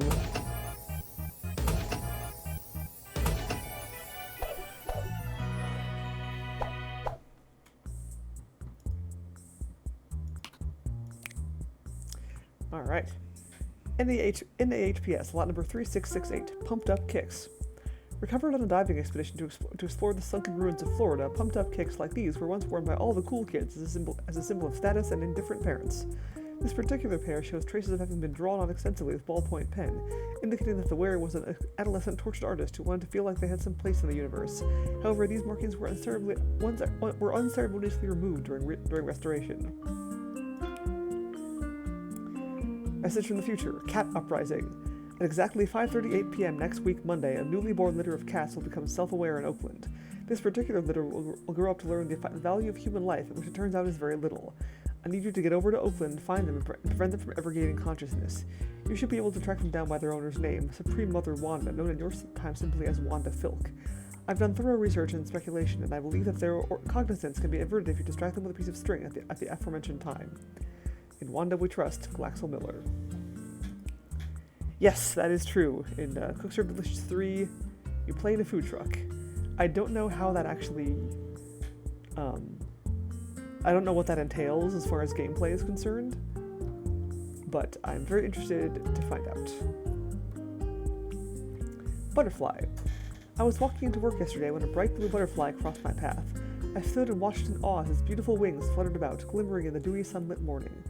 That moment was the most beautiful I've experienced in the last 5 years.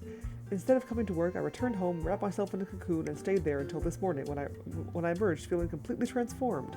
In my own way, I have become a butterfly.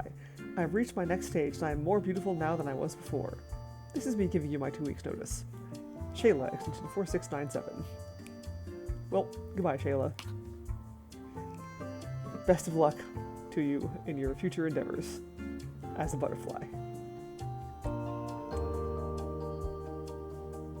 Alright, let's grab some new foods. Kimchi! Excuse me. Oops. No, that's not kimchi. Wait, do I already have kimchi? I think I already have kimchi.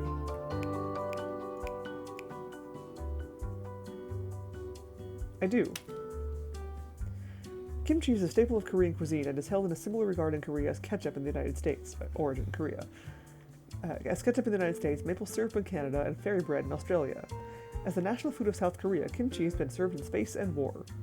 Since the separation of North and South Korea in the 1940s, many different plans for reunification have been proposed. In 2015, South Korean foodie Kim Se-jun, who doctors believe is more kimchi than man, announced that he has started on his journey to make 225 million bowls of kimchi. When asked about his plan, Kim noted, "I don't know when reunification will happen, but when it does, I want to welcome everyone home with a nice bowl of kimchi." Critics of the plan, however, believe Kim is only making the kimchi so he can have an excuse to eat 25 million bowls of it when the food approaches its expiration.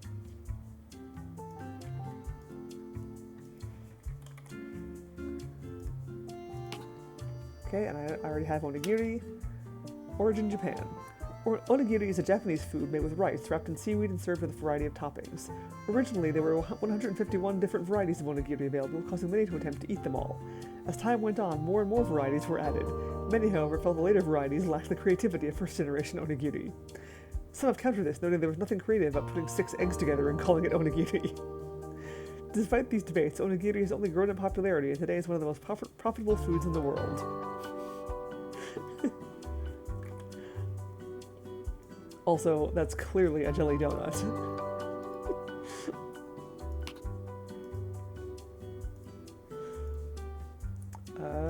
Ribs. Which, do I already have those? I do not. Origin unknown. Ribs are a popular cut of meat, usually consisting of the less meaty parts of the chops, the less meaty part of the chops, and cooked as a slab rather than cut into individual ribs. Ribs are typically slow roasted or grilled for as long as 10 to 12 hours for maximum tenderness.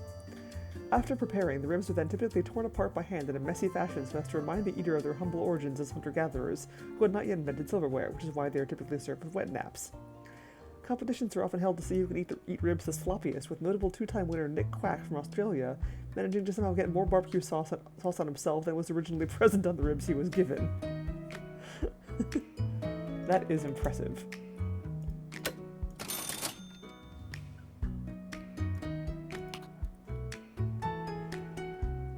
Next up, wait, was it stew or side stew?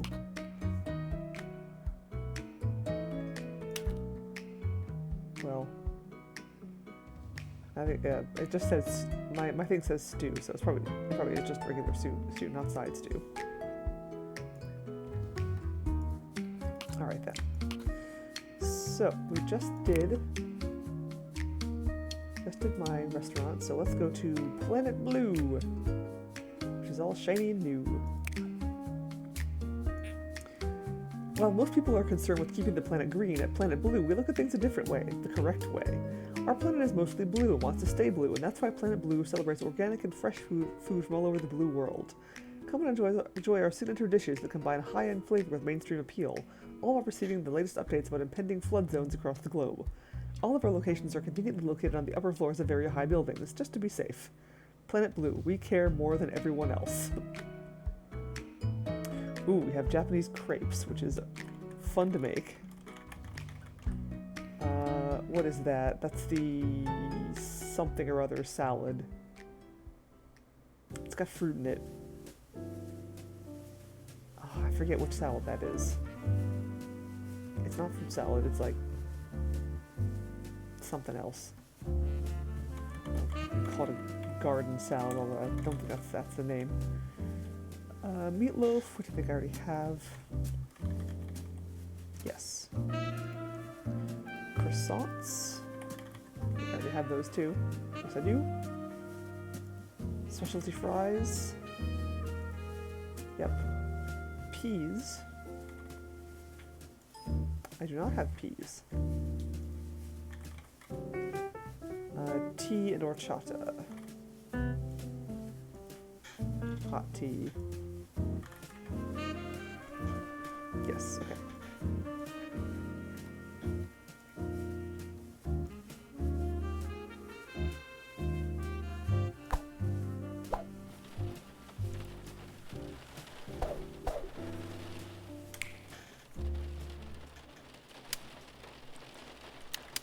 Meatloaf.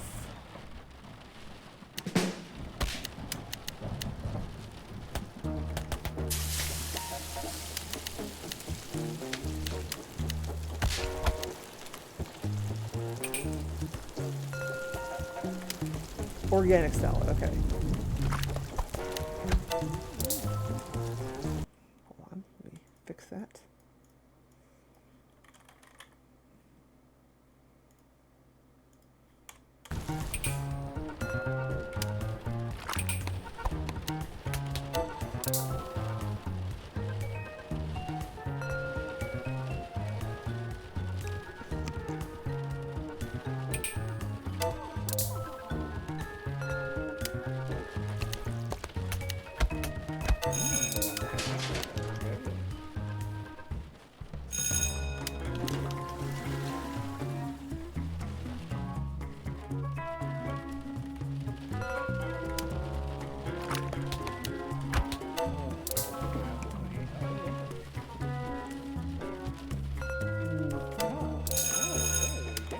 Tangerines in a salad. Yum yum.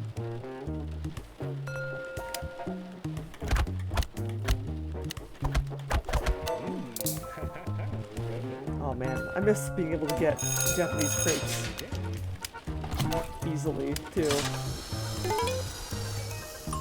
Like specifically the type that you like. It comes like it's like wrapped in a cone and like in like a paper thing, and you hold it in your hand and eat it, as opposed to eating it with a fork on a plate.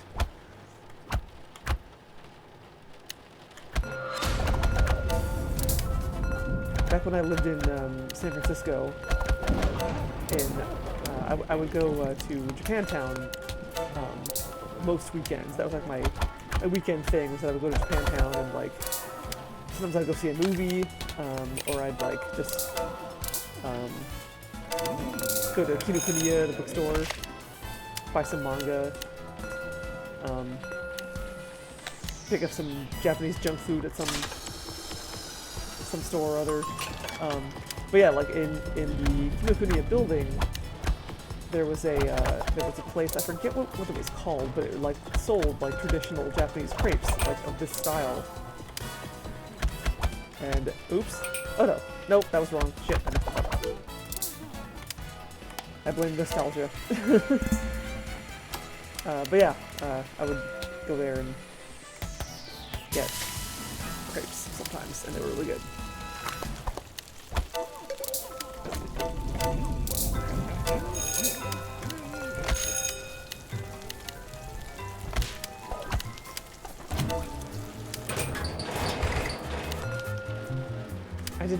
I cannot say I really enjoyed living in San Francisco, but oops, shit. But San Francisco's Japantown is great. Loved it there.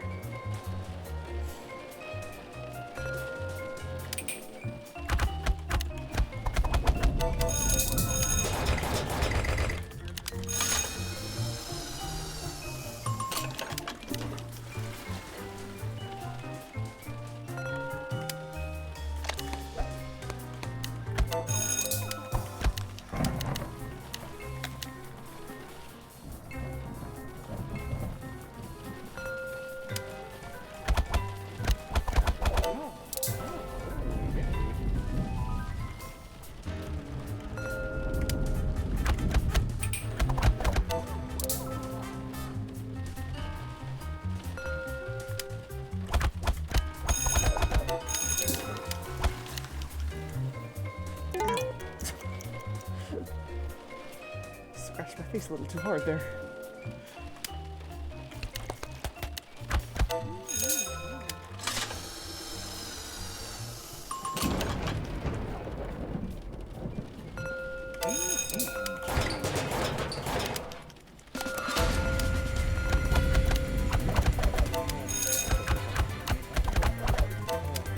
So many crepes. Ah.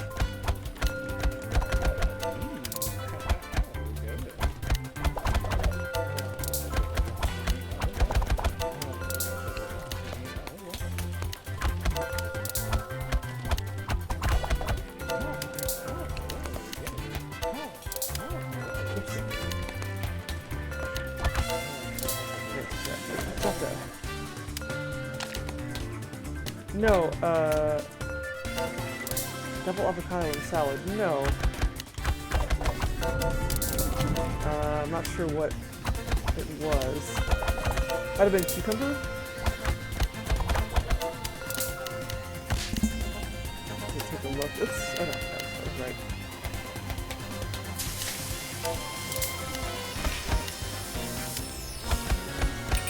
Oop. Ah, damn it.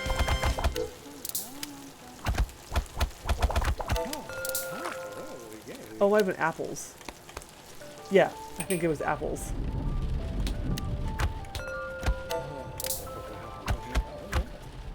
Oh, that's right.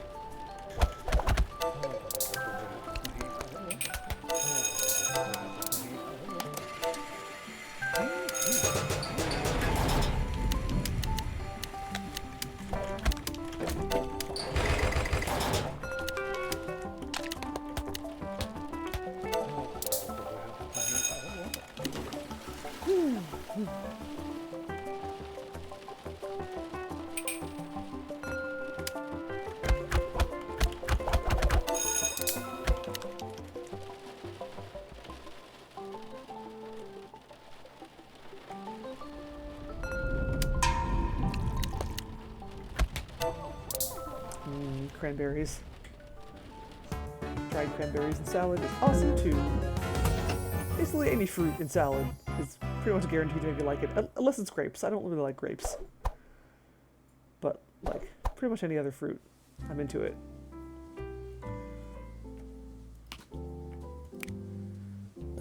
NAHPS, lot number 4625, TON soccer jersey. Excuse me, wow. A soccer jersey autographed by every member of the 2022 Idaho Tubers, who were infamously sponsored by Tomorrow or Never, a radical organization known for their aggressive negotiation techniques.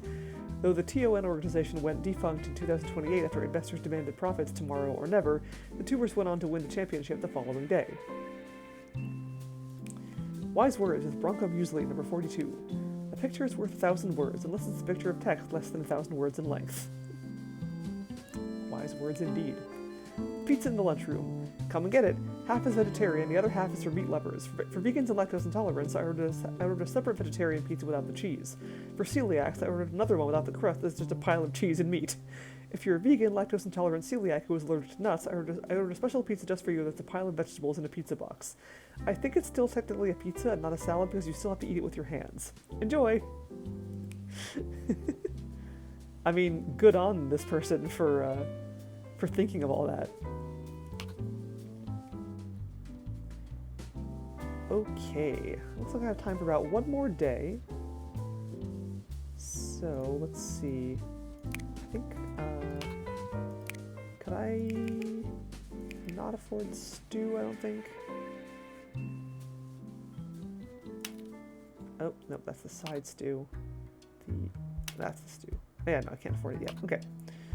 So, yeah, let's see, we just did Planet Blue, so one more day in my restaurant.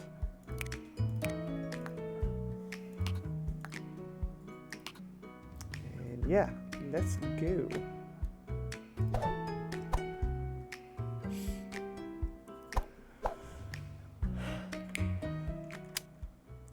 Oatmeal, chicken nuggets, broccoli, kimchi, and onion rings. Oops.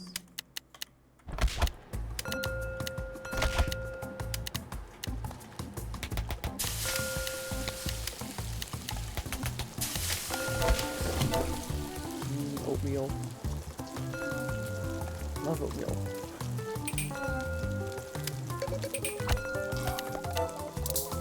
hold your horses. The chicken nuggets are almost done.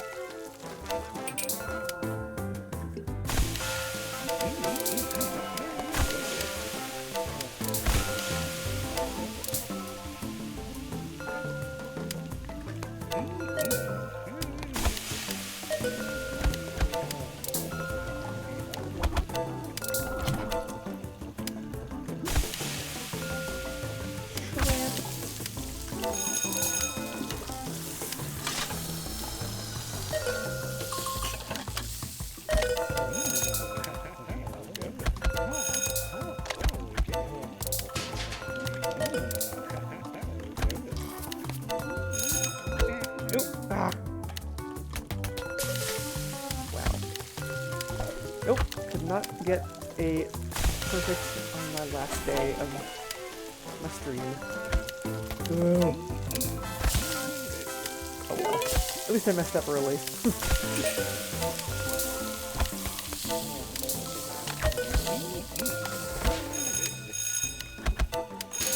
Somehow that makes it hurt a little less.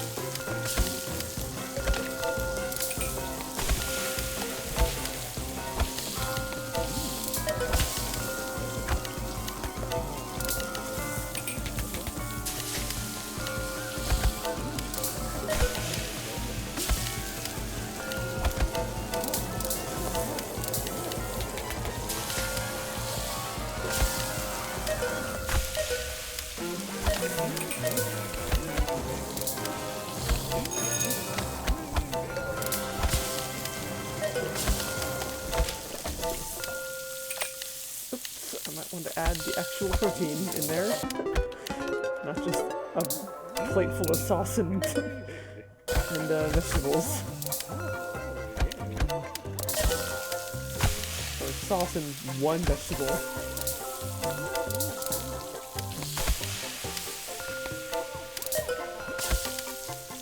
I'm trying a deconstruction of the wok dish.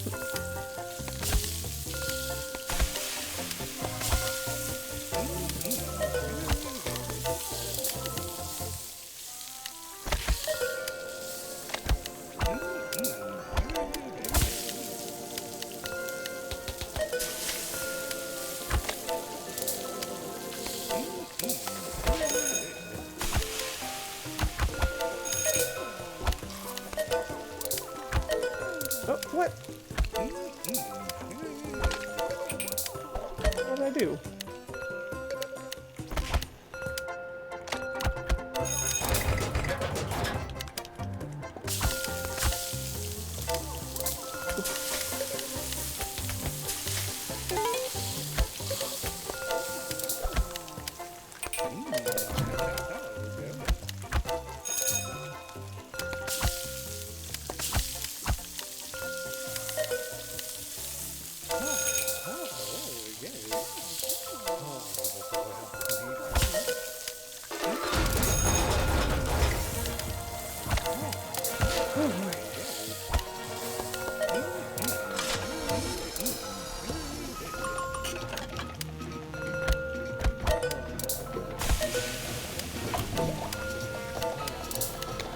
No, my oatmeal, come back.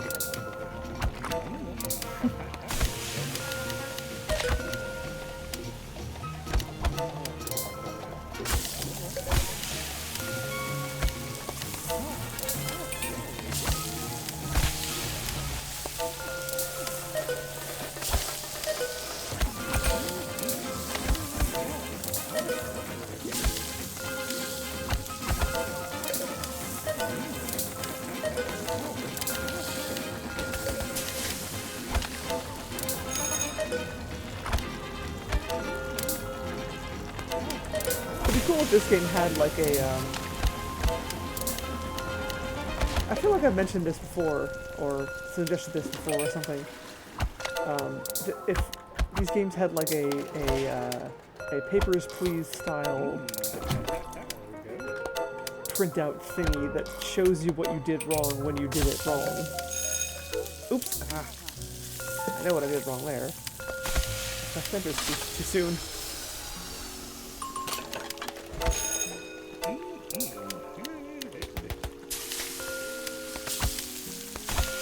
Should just like tell you what was wrong with the dish that you just made,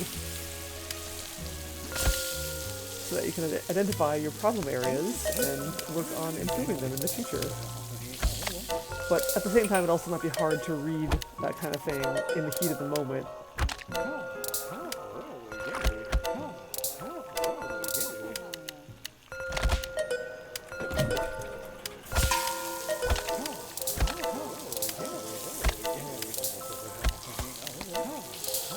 Takes some very clever UI work to get that to come across properly, I think.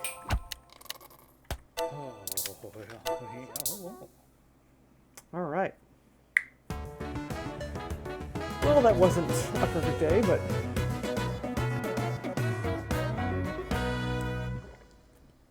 could have been worse. Level 35, woo! Piano dude. Nuts to you. Whoa. Snazzy.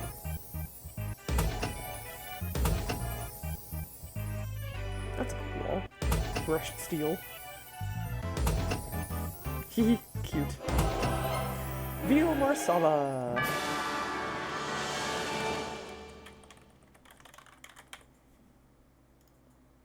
That was kind of fun to make. It's similar to the chicken breast,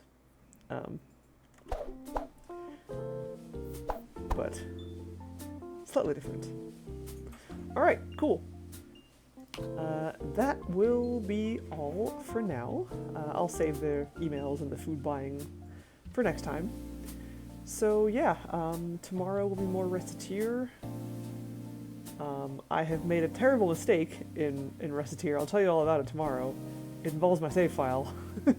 It's okay though. It's not that bad. It's just it's just a stupid thing I did.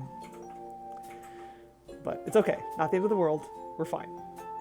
So yes, Recettear tomorrow. More Broken Sword next week. More Cooks Are Delicious also next week. Who can I raid?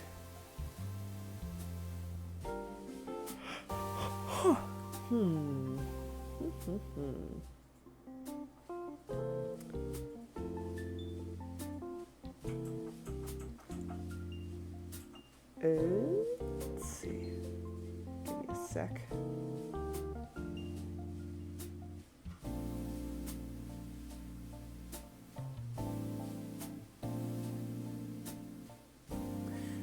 You know, I haven't raided Kilgore Trout in a while, and he's playing Star Trek Deep Space Nine: The Fallen.